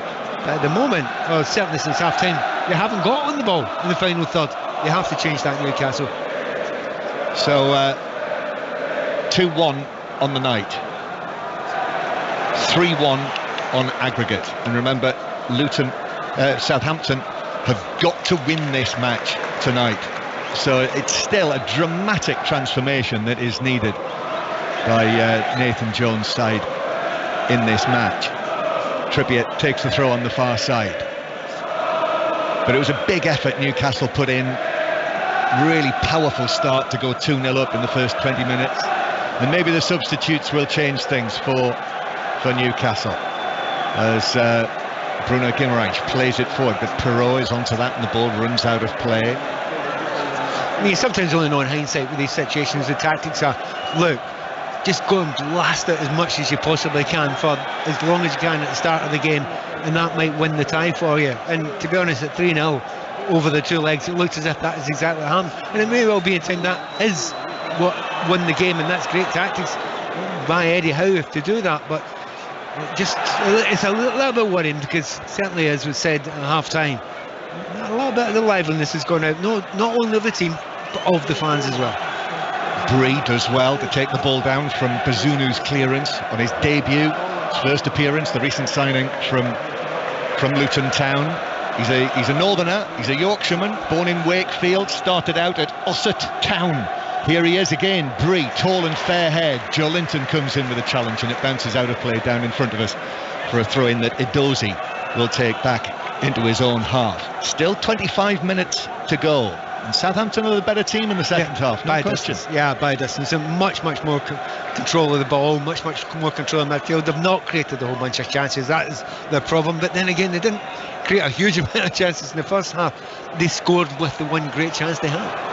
Bree is set away again down the right-hand side. Edozie is there. Edozie receives it from him, takes on Byrne to the byline, then cuts back, left-footed cross. That comes off the Newcastle man, bounces, hits the corner flag, and bounces this way instead of that. And so it's a throw-in rather than a corner. It's going to be left for Bree to take. I think Bree, we mentioned him just before there, just by his body language and the way he's played the game, he's not faced by this, is he? No. He's very comfortable at this level. Takes the throw, back to Bednarek, then it comes back again to Bednarek, who rolls it infield to Salisu, and Salisu's low pass forward. Adam Armstrong came for it, but it was a little short, and so Newcastle have got it back, and here's Isak down the right-hand side, running forward with the ball, forced in field by Diallo, and so uses Bruno Guimaraes just forward of the centre circle, then Burns getting involved as well, and now Saint-Maximin on the left-hand side. Edozie puts in the challenge, Saint-Maximin stays on his feet into the penalty area, but then is forced away, turns into the full-back position, and Edozie saw the ball, nipped it away, and was able to clear it for Southampton, where it bounces out of play. Thought that might have been off Shea Adams actually, but it was. So it's a throw into Newcastle just inside the Southampton half as the rain begins again here on Tyneside. With this scoreline, it will be Newcastle United against probably Manchester United in the final. You'll hear Manchester United, Nottingham Forest, the second leg of that this time tomorrow. Alistair Bruce Ball and James McFadden will be at Old Trafford. We'll have all tomorrow night's football covered for you. And then Saturday, actually the Newcastle match on Saturday is one of our commentary matches. That'll be on Sports Extra. So Manchester United, Crystal Palace on 5 Live, Newcastle, West Ham on Sports Extra. Bazunu taking one or two chances inside his penalty area, a Cruyff turn that Jacob Murphy wasn't a million miles away from nicking away from him, but he managed to complete it, the Southampton goalkeeper. And Diallo now downfield to Bree. Bree beats Byrne. Bree's ball into the Newcastle box, away by Shea, and then bounces forward again for Southampton. Adam Armstrong, you can hear the anxiety, the Newcastle supporters behind us here in the Milburn stand. They're not entirely happy with the way that things are developing, with Southampton definitely carrying a threat and having more of the ball. Yeah, having more of the ball, but also Eddie Howe spotted it, 10 minutes into the second half. He thought, right, this isn't working, let's change it. He's not changed anything yet. They're still not getting the ball, they're not getting in the final third, look leggy in comparison to their opponents just now, and it's concerning for them. Bednarek's ball through the middle of Dozy's onto this. He was away from Byrne again, but actually from an offside position, so it's a free kick for Newcastle. In the Scottish Cup now, Inverness Caledonian Thistle 0, Queen's Park 2. Currently top of the Championship, Queen's Park, and they would be away to Livingston in the next round. Their manager's doing a great job up there. One call. Famous name, famous club. Yeah. Great history. And what they're doing it in a very interesting, different way. There's a great story behind what Queen's Park are doing just now with Owen at the front of it. So, he'll be enjoying that, won't he? Yes, and he'll be talking about it, because one thing Owen can do. He can talk. And that's a positive thing. It is a very good thing. Newcastle 2, Southampton 1 here in the second leg of this semi-final. Newcastle, last time they were in a semi-final, it was Manchester United. Last time they were in a major final, it was Manchester United. The FA Cup final in '99, and Bruno Guimaraes has thrown the ball away after being penalised. Referee Tierney, I think he's going to let him away with it. He has. Well, I'm amazed by that. I would be more amazed if he... No, I'm absolutely stunned by that, because that is absolute stick-on yellow card, throwing the ball away right in front of the referee's face. I actually thought the referee got a decision wrong, and I understand why he was annoyed, but it's a dangerous free kick in a dangerous area. It is. Ward-Prowse over it. Carlisle 4, Barrow 1, goal back for Barrow in League 2. Ward-Prowse then with this free kick. Newcastle hold their line outside the penalty area. Ward-Prowse swings it in towards the penalty spot. Oh, a touch took it away. It was Lavia who got there, and then the referee spotted an infringement in there, which wasn't entirely obvious. So free kick to Newcastle. I can hear your smile from here. I think he knew he got the free kick wrong in the first place, and whatever was going to happen there, I think he was going to blow up. Yeah, one player did go down when the ball was played in. Also, can't ignore the fact that James Ward-Prowse limited amount of effect in the game so far, but when he was on the free kick, he puts it exactly within an inch of where it should be put. Superb delivery. Incidentally, Bruno Guimaraes was booked in the first leg, and just in case you're wondering, if he receives a yellow card today, whether he'd be suspended for the final, that's not the case. All yellow cards in the League Cup were expunged before we reached the semi-final, and when the crowd is announced as is 51,975. And if you receive yellow cards in both legs of the semi-final, it has been decreed that you would not be suspended for the final. Here is Salisu, passes the ball out of play on the halfway line, so a throw-in to Newcastle. 20 minutes to go. Still, we're in this position where Southampton need to score 2 goals without reply to level things up and take this to extra time. There has been a goal at Luton in the Championship. Aaron Paul. I thought it would never come. Luton 1, Cardiff now after relentless pressure. It is Carlton.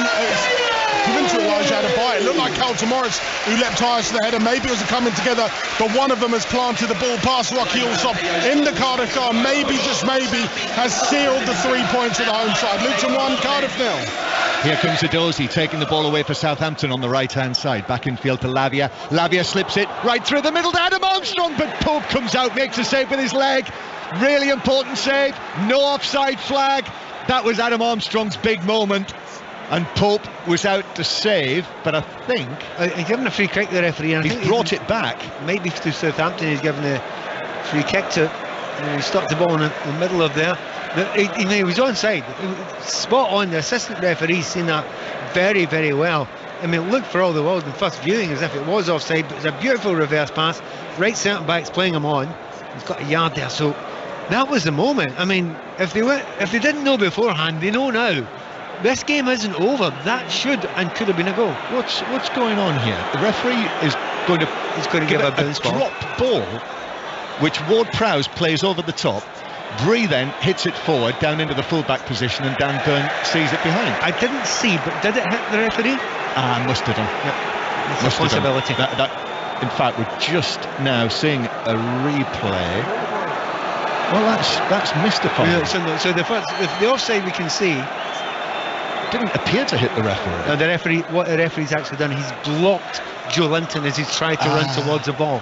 And because he's blocked him there, he's had to stop the play because actually stopped the chance. Yeah. So as a result, it was a bounce ball, but certainly Southampton's ball, and right for Southampton to go and try and play positively from it. Yeah. So 2-1 remains the score. Carlisle 5-1 up on Barrow now, and Diallo for Southampton. Still rain on St James's Park. Newcastle United are now just over 15 minutes away from clinching their place in the Carabao Cup final. But Southampton are dominating possession and dominating the game. Ward-Prowse to the left-hand side, Adam Armstrong allows it to run to Perrault, back into the penalty area. It's Adam Armstrong who tried to turn with the ball but just presented it to Newcastle, who were able to clear it away downfield.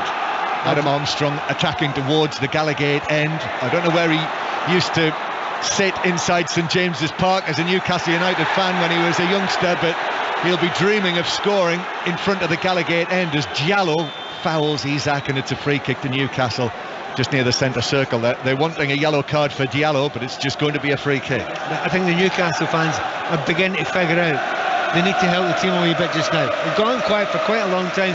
The nervousness was there, but they're beginning to understand now, look, it's 15 minutes. You're 15 minutes for Wembley, and they need to make sure their team have got the energy. They've got them over the line before. They probably need to do a bit more now.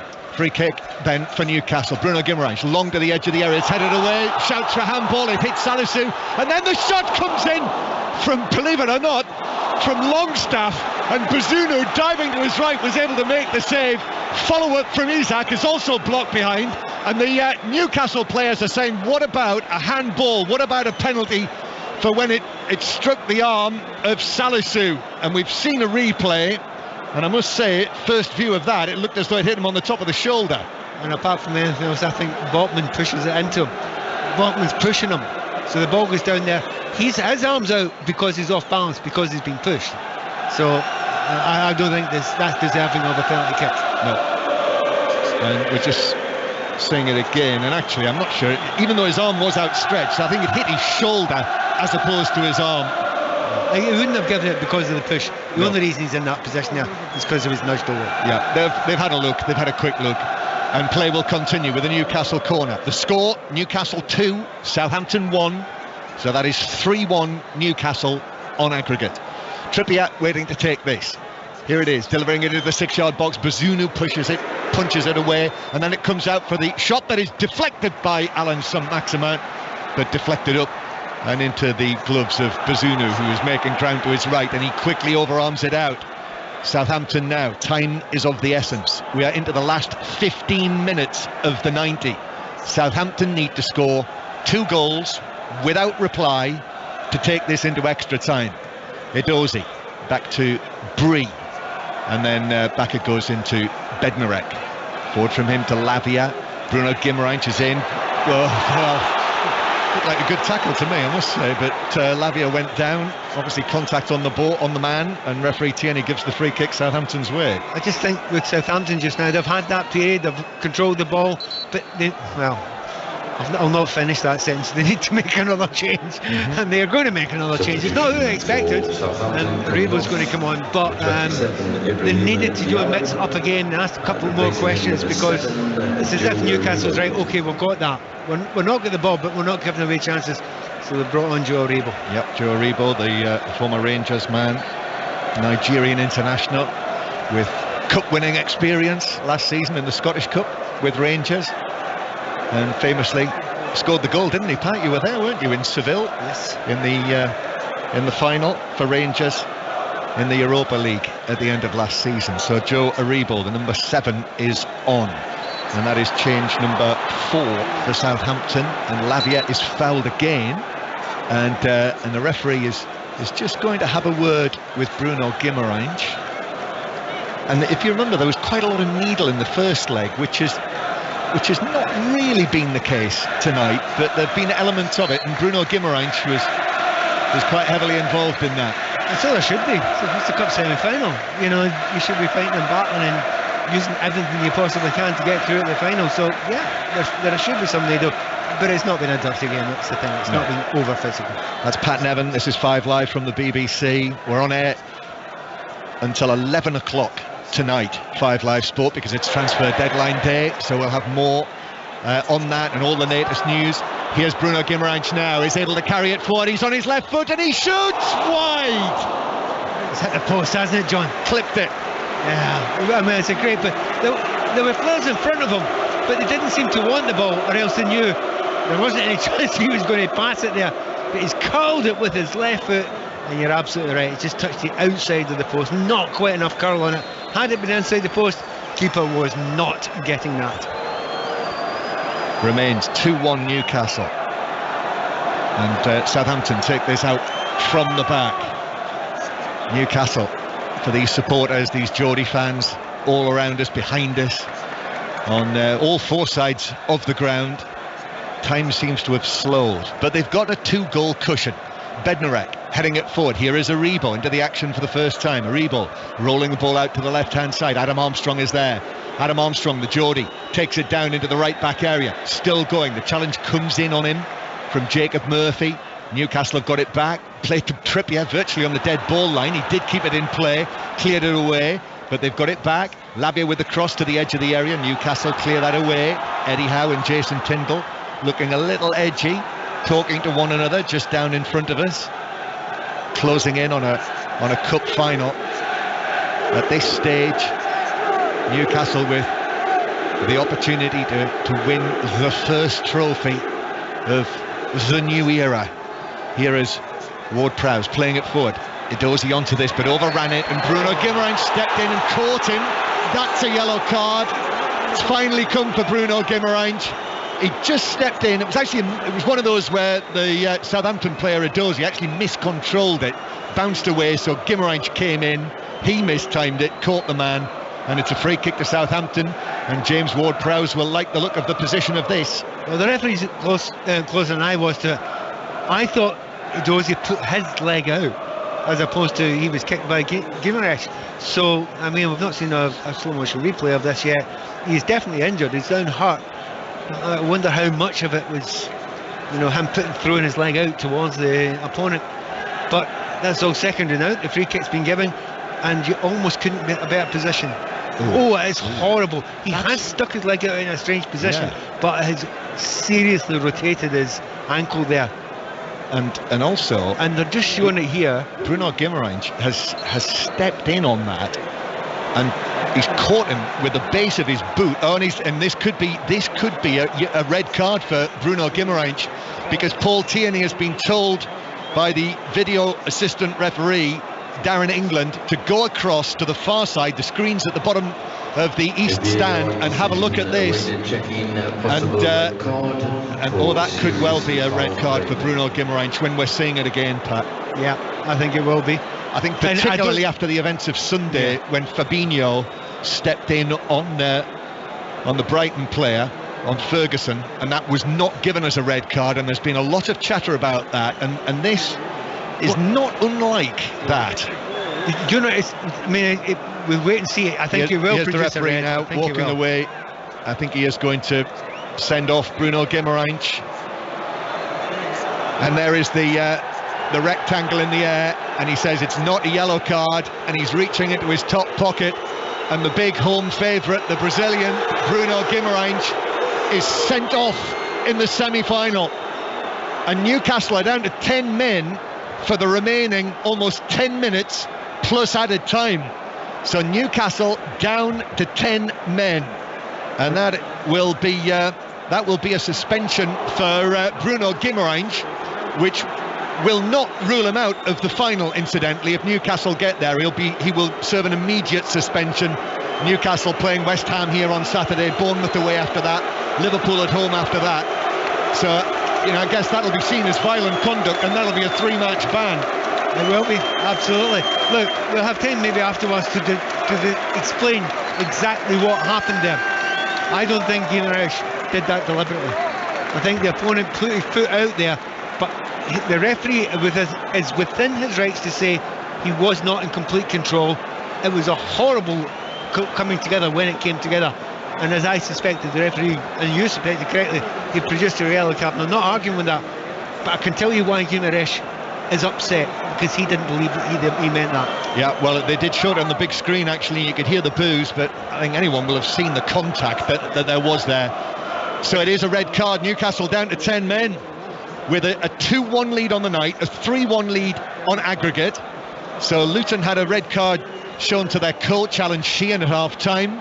And Newcastle have had Bruno Guimaraes sent off, which is their first red card of the season, incidentally, in any competition. And now Southampton have got a free kick.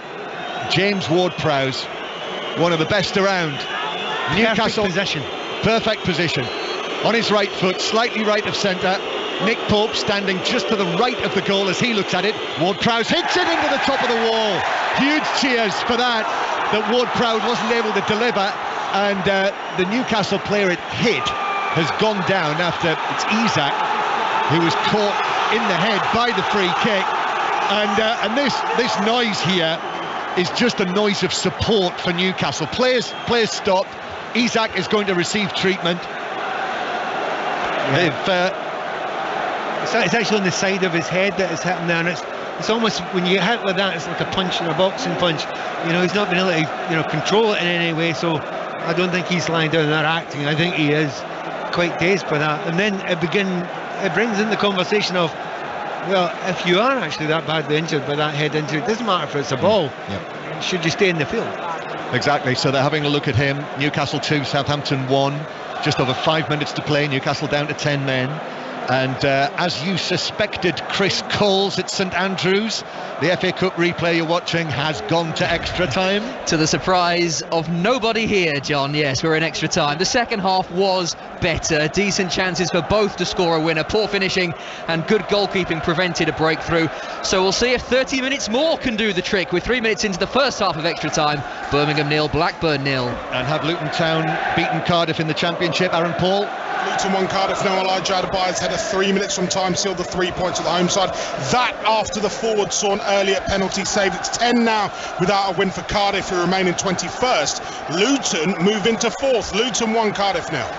Isak is on his feet. He's been led off the field. More full times in the Premiership in Scotland. Ross County 1, Hibs 1. In the Scottish Cup, Cove Rangers 0, Ayr 3. So Ayr at home to Elgin City, and Inverness 0, Queen's Park 2, so Queen's Park away to Livingston. And in League 2, Carlisle 5, Barrow 1, Crewe 1, Stockport 1, and Salford City 1, Walsall 0 are all full-time scores. This is 5 Live from the BBC, on air till 11 o'clock tonight with all of the transfer deadline day news. And also, it'll be a busy Football Daily podcast on BBC Sounds in the morning, where you can also pick up the Footballers Football podcast featuring Newcastle's Callum Wilson, who's not on the field any longer. Southampton now, as play resumes. Isak has come back onto the field. Yep, he came straight back on. He was down for a little while, and he's just saying, no, I'm absolutely all right. It was just pain. I wasn't dizzy, etc., etc. But we've had this discussion so many times before. Sometimes the player's not the best person to make that decision. They must have done a few checks out in the field. 3.5 minutes of the 90 to play. I would have thought there'd be at least 4 minutes of added time. Southampton going to send on another forward in the shape of Sikou Mara, but Newcastle playing it forward for Saint-Maximin to run away with it down the right hand side, gets a touch on it. Isak's in the middle. Saint-Maximin low ball into the near post. A stretching Southampton foot clears that away. Bednarek went to ground and got the clearance on it, but it bounces back for Southampton on the edge of their own penalty area. The home supporters now trying to do their bit and see Newcastle to the final and to Wembley. Southampton need 2 goals without reply in 3 minutes plus added time just to take it to extra time. Bree now forward for Edozie. Edozie's ball across is cleared away by Cher in the 6-yard area. There were 2-3 Southampton men in there, but Edozie couldn't find one of them. They are living so dangerously now, Newcastle. I mean, you just wonder, had that free kick that they got after the sending off been able to be put in the back of the net by Ward-Prowse, what would you be feeling now? The tension being unbearable. It's bad enough as it is. Southampton absolutely haven't given up, but they need something to go their way. The problem is they've not created enough clear-cut chances with the possession they've had. Salisu, defender off, Mara, striker on. The young Frenchman scored one of the goals against Manchester City in the quarter-final. Newcastle 2-1 up, 3-1 on aggregate. Southampton have to drop back into their own half, having conceded a free kick. And Botman will take this on his left foot. We're in the 89th minute now. Botman's free kick over the head of Bednarek and through to Bazunu. He gives it out to Perrault. And then Lavia. Southampton still halfway inside their own half. Ward-Prowse is able to get a touch on this. Ward-Prowse back to his right to Bednarek again. And Bednarek low and through the middle to Shea Adams, who scored the Southampton goal, just to give his team hope in the tie. Isaac, though, now onto it for Newcastle, trying to thread it forward to St Maximin, but it bounces away for Edozie. And now Aribo plays it down the right for Mara. He'll do well to reach that. He can't reach it. The ball runs away from him, out of play for a throw-in to Newcastle. And we are now in the 90th minute. That's a real shame for Southampton there. Mara had made a great run. That wasn't a difficult ball to play through to him. There was plenty of space. That should have been played through, and they would have had a half a chance of getting forward there. And it's those moments when you've got half a chance, you've got to take it. They did do it in the first half. They just haven't been able to do it in the second half. And at the moment, I think there's almost a little bit of relaxation around here from the Newcastle fans. They think they've done it. We'll soon see the fourth official, Andrew Madley, come forward and show us how much time there is to be added and how much time all of these Geordies will have to wait. Well, I've just said they think they've done it. I think they're making it clear by what they're singing. They're going to Wembley. It's not subtle, is it? It is not. Wembley final. Only the second time that Newcastle have reached the final in this competition. That was back in 1976 when Manchester City beat them. Whoa, 7 minutes of added time. 7 minutes. That was more than I expected. But we have had lengthy stoppages. No, I'm not saying it's wrong. I'm just saying, yeah, right. Well, now that you say it, that'll give Southampton a lift. Yep, 7 minutes to score 2 goals without reply. Otherwise, Newcastle are back at Wembley. It was Dennis Tuitt who scored the winner in 1976. The Newcastle-born, former Newcastle fan and Sunderland player, with an overhead kick as Southampton have a goal kick. Bazunu passes this out from the back. It's got to go forward from Southampton. It's reached critical time for Nathan Jones' side. Long and forward from Bree. High ball. Aribo challenges for it. Gets ahead to it. Adam Armstrong on the chase. But it bounces down. And Trippier is able to get it away for Newcastle. Comes a first goal of the night at St Andrews in the FA Cup. Chris Coles. We've had to wait 100 minutes for it, but Blackburn have the lead. And rather typically of the game, it's come from a Birmingham defender. Own goal, Austin Trusty, flash ball across goal, and Trusty inadvertently turning it in to his own net. Birmingham 0, Blackburn 1, 5 minutes of the first half of extra time to play. So it would be Blackburn away to Leicester in the 5th round. Southampton coming forward. Ward-Prowse heads it on, nodded back to the edge of the box by Adams, comes out to Aribo. Now Perrault hits the shot, but it was charged down by Jacob Murphy right in front of the point where he hit it with his left foot. Back to Bednarek. Bednarek steers it out low. Perrault took a heavy touch there, so Jacob Murphy was all over him again. Southampton have to go back into their own half. We're in 7 minutes of added time if you've just joined us. And Newcastle are heading to the final. Here's Bree with a cross, takes it a touch off Dan Burn, bounces behind, corner to Southampton. James Ward-Prowse trotting across, ready to take this. Southampton's first corner of the match, incidentally, in added time at the end. And by the way, when's the last time you've seen a keeper coming up when you have to get 2 goals? Well, get one, that would be the starting point. The Newcastle player, Isak, has gone down again. He's sitting on the ground inside the Southampton penalty area, so I think that might be it. Paul Tierney's had a look at him and is now running in our direction here, and I think he's going to speak to Jason Tindall and Eddie Howe, and he's shaking his head, and I think he's telling them that he's going to have to come off. I don't think he wants him on the field. You're right, no. Absolutely spot on. If he's gone down there and complaining of anything got to do with his head, he should get off this field now and do not let him back on. Full stop. Nothing else to be said. It's not great pass again, is it? Another one of these incidents. It is his head.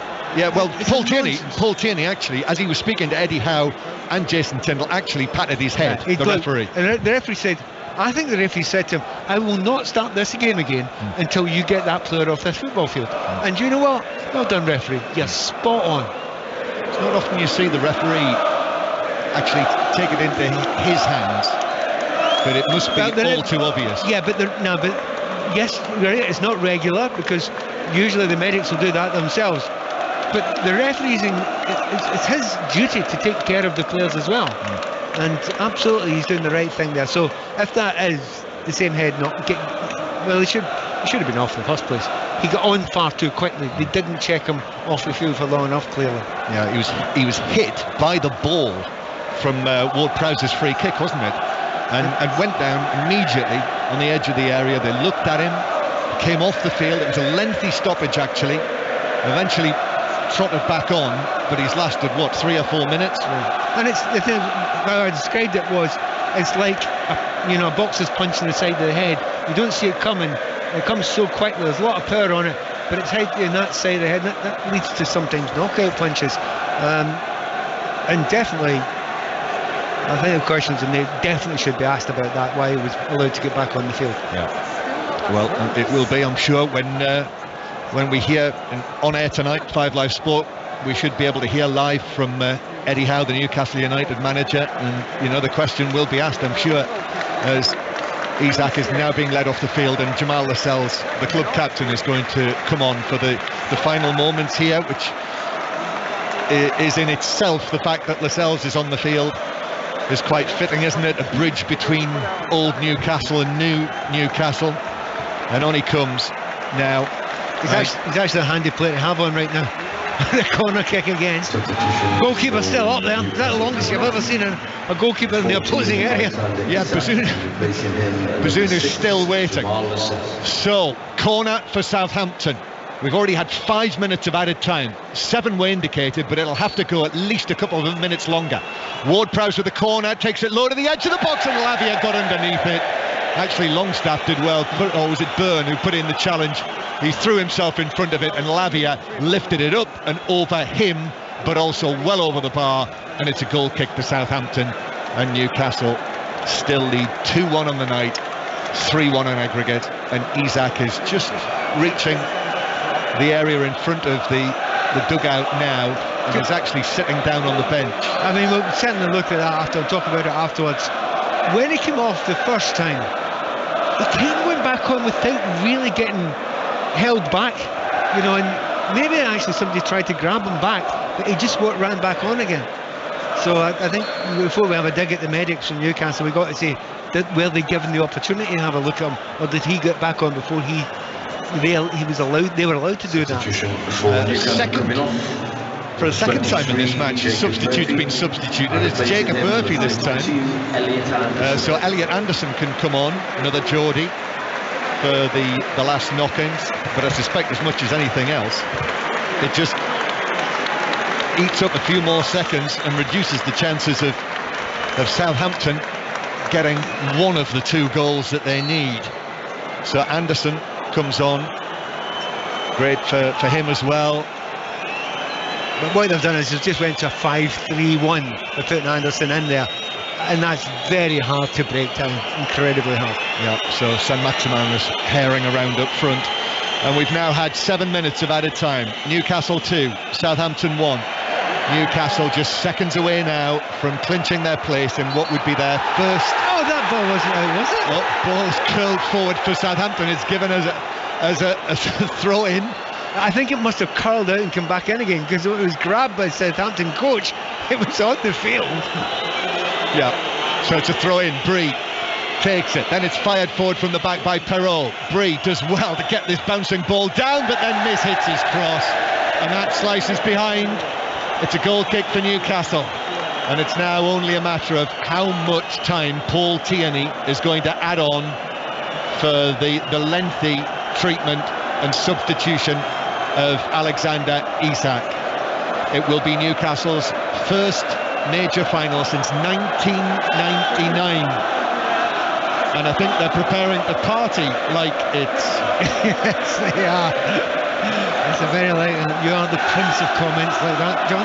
But it'll be only the second time they've been in the final of this competition. And it is a goal kick, and the black and white scarves are twirling, and the flags are out, and St James's Park waits to hail victory. Southampton, perhaps one final attack. Perrault plays it in, headed away. Lascelles was there for Newcastle, bounces out of play. Southampton still pressing, still going for it, even though it has to be a vain effort now, needing 2 goals without reply. Aribo back to the halfway line. And now Brie, who's had a very promising debut for Southampton, the right wing-back, right back, as he's played at different times tonight. Aribo to the left-hand side. Newcastle defending the Gallagate. In comes the cross. Mara gets his head to it, but couldn't deflect it goalwards. Comes out to the right-hand side. Edozie back to Brie, takes a touch. Brie with the cross. Nick Pope comes, gets a punch on that. Just clears it out into the full-back position. Perrault again. We've now had 9 minutes of added time. Aribo gets the ball down inside the penalty area, back to the edge of the box. Low shot from Adams, that's blocked inside the area, bounces to the halfway line, where Alan Saint-Maximin wins a throw-in for Newcastle. And is that it? Is that it? No, not yet. Still, we'll have to wait a little longer. Do you know what? The Newcastle fans, how long have they waited to get carried away? This is the history of this club, where we're taking nothing for granted until it's almost completely and utterly certain. They're beginning to feel that now. Throw-in is taken. People are on their feet. The big black and white flag has gone up in front of us. Then it has to come down again, because still we play on. 10 minutes of added time now. But Newcastle are nearly there. Edozie, square from him to Lavia. Now to the left-hand side to Perrault. And Perrault's cross, that's headed away by Botman. Then the shot from Lavia. That's blocked on the edge of the area. And there it is. This is the moment that Tyneside, St James's Park and Newcastle United have been craving for so long. They've won on the night and they've reached the final. Newcastle United's first major final for almost a quarter of a century. And the stands of St James's Park celebrate. How they celebrate. And whatever will be, they'll be going to Wembley. Do you think they prepped that one before? What a brilliant moment for these fans. They've waited so long. It's a glorious night. It wasn't a glorious performance, John. Certainly not from 30 minutes onwards, but it doesn't matter. Semi-finals are like that sometimes. They are tense, they are hard work. You just got to get over the line so you can get to Wembley. They've done it, they've got there, done it the hard way in some ways as well. But they deserve it. And over the piece and over the tie, they deserve to get this win, Newcastle. And even with all of the new Saudi money, it must be very satisfying for Newcastle United that the 2 goals tonight have been scored by one of their own, a Geordie Newcastle United fan, Sean Longstaff, who's come through and kept his place with all of the new arrivals, being a big part of what Eddie Howe has done here. And he scored the 2 goals that gave them the cushion that they didn't give up, even with Shea Adams' goal back for Southampton before half-time. Yeah, that makes it very, very special indeed that he got them. And, players like Burns been playing as well, someone who loves the club. So there is a connection with these fans as well. But they will love every second of this. And, these fans are celebrating just now. But there'll be more than one turning around to his mate saying, how's he got a ticket to the final? How are we going to get that? Because not a single Newcastle fan in this city will want to be anywhere else except in Wembley when this final takes place. So it wasn't to be for the underdogs, Southampton, whose players are leaving the field. They've thanked their fans who came in big numbers here tonight for a third consecutive semi-final defeat for them. But it'll be Newcastle United against probably Manchester United, or maybe, tiny chance, Nottingham Forest at Wembley next month on the 26th.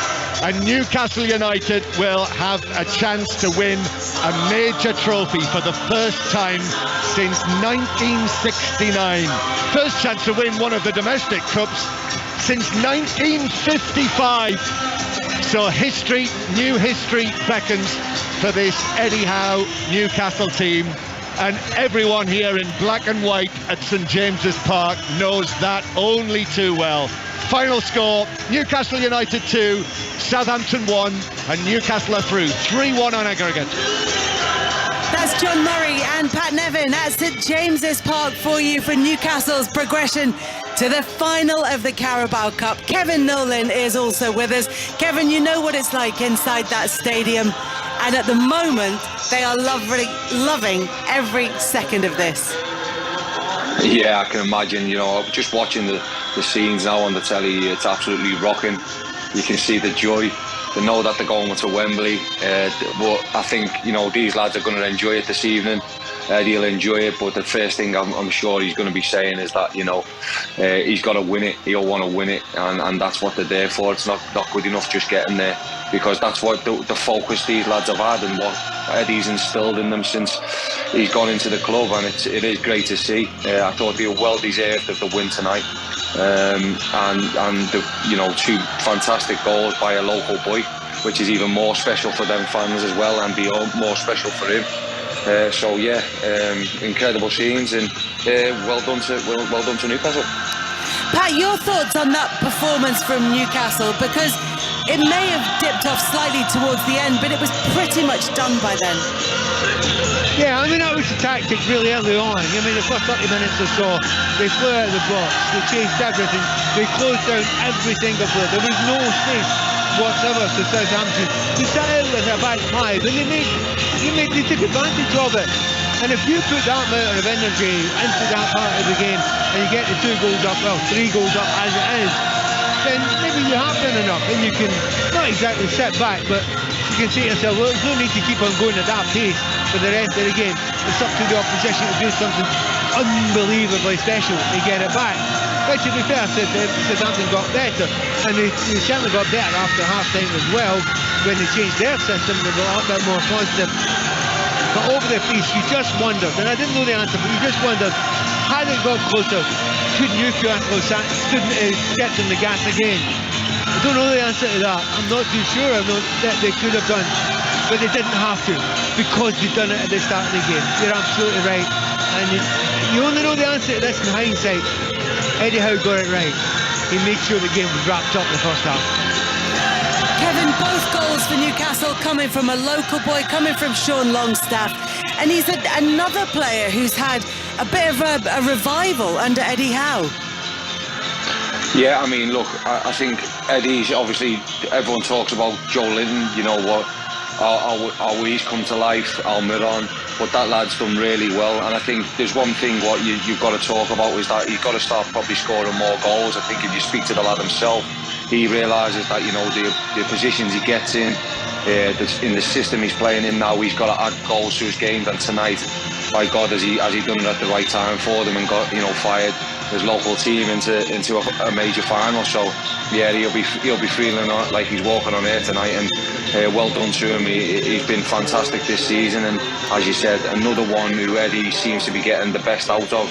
And look, he seems to be getting the best out of a whole squad. You see the lads who come on, they're really invested in what he's wanting them to do.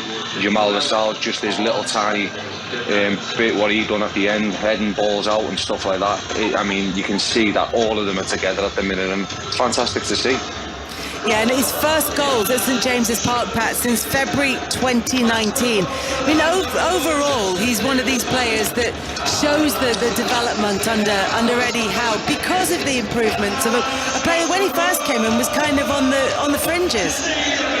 Yeah, and he was young, him and his brother. But in actual fact, it doesn't matter where you're from. You've got to be good enough. That's the bottom line.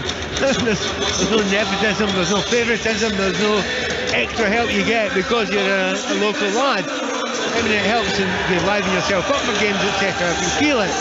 But you've got to be good enough. He's shown that he's good enough. He's shown that he's passionate enough. He's shown that he's got the work rate. And tonight, he added the quality on top of it. And he's in front of us now on TV. Are interviewing him. And honestly, I'd be surprised if he can speak because the grin in his face. I was just watching him actually as there was the lap of honour afterwards, and he was one of the last players heading towards the tunnel, and he was blowing kisses. I mean, how many friends and family he'll have here in the main stands?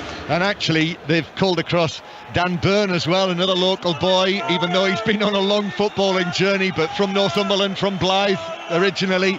And very shrewdly, the television people have called across two of the locals, Byrne and goalscorer Longstaff, to do the interviews on this night. And that's lovely you can have that link between the fans and some of the players on the pitch. I mean, it may not last forever, and in 2 or 3 years down the line, you know, there might be players here from, you know, the very best clubs all over, you know, every continent, and that's just maybe the way it goes. But for the moment, we're into this first major final of this new regime. At least there's a couple of local lads there, and by the way, they both played important parts. John, we should clear up that Newcastle United have 3 Premier League games before they play in the EFL Cup final on the 26th of February, which will be of particular significance to Bruno Guimaraes. Yeah, we would assume that will be a 3-match ban for his sending off for the red card, which was turned into a red by VAR, and that would be a 3-match ban. So he would miss the West Ham game here on Saturday, the match at Bournemouth after that, and then the home match with Liverpool, the 3 Premier League games, but would then be free to play in the final. Pat, what did you make of the incident itself? A lot of sympathy for Guimaraes, right? He has to go. When you look at the contact, John described it perfectly. The contract is ugly. It's horrible. It was incredibly dangerous. But I don't think he meant it. Because, you know, the player was going against him. Edozie had thrown his leg over the ball, you know, to try and control the ball. The last thing Guimaraes expected was him to do that. He put it out at an angle, but the referee will see that as, you know, him not being in control when he makes the tackle there. But I don't think at any point Guimaraes was going for the ankle. It looked vile. It would have felt horrible, and he has to go. But I don't think he meant it. Kevin, even considering the fact that Newcastle United have got West Ham at the weekend and Guimaraes is not going to be available for that game, do you think it was a red card challenge?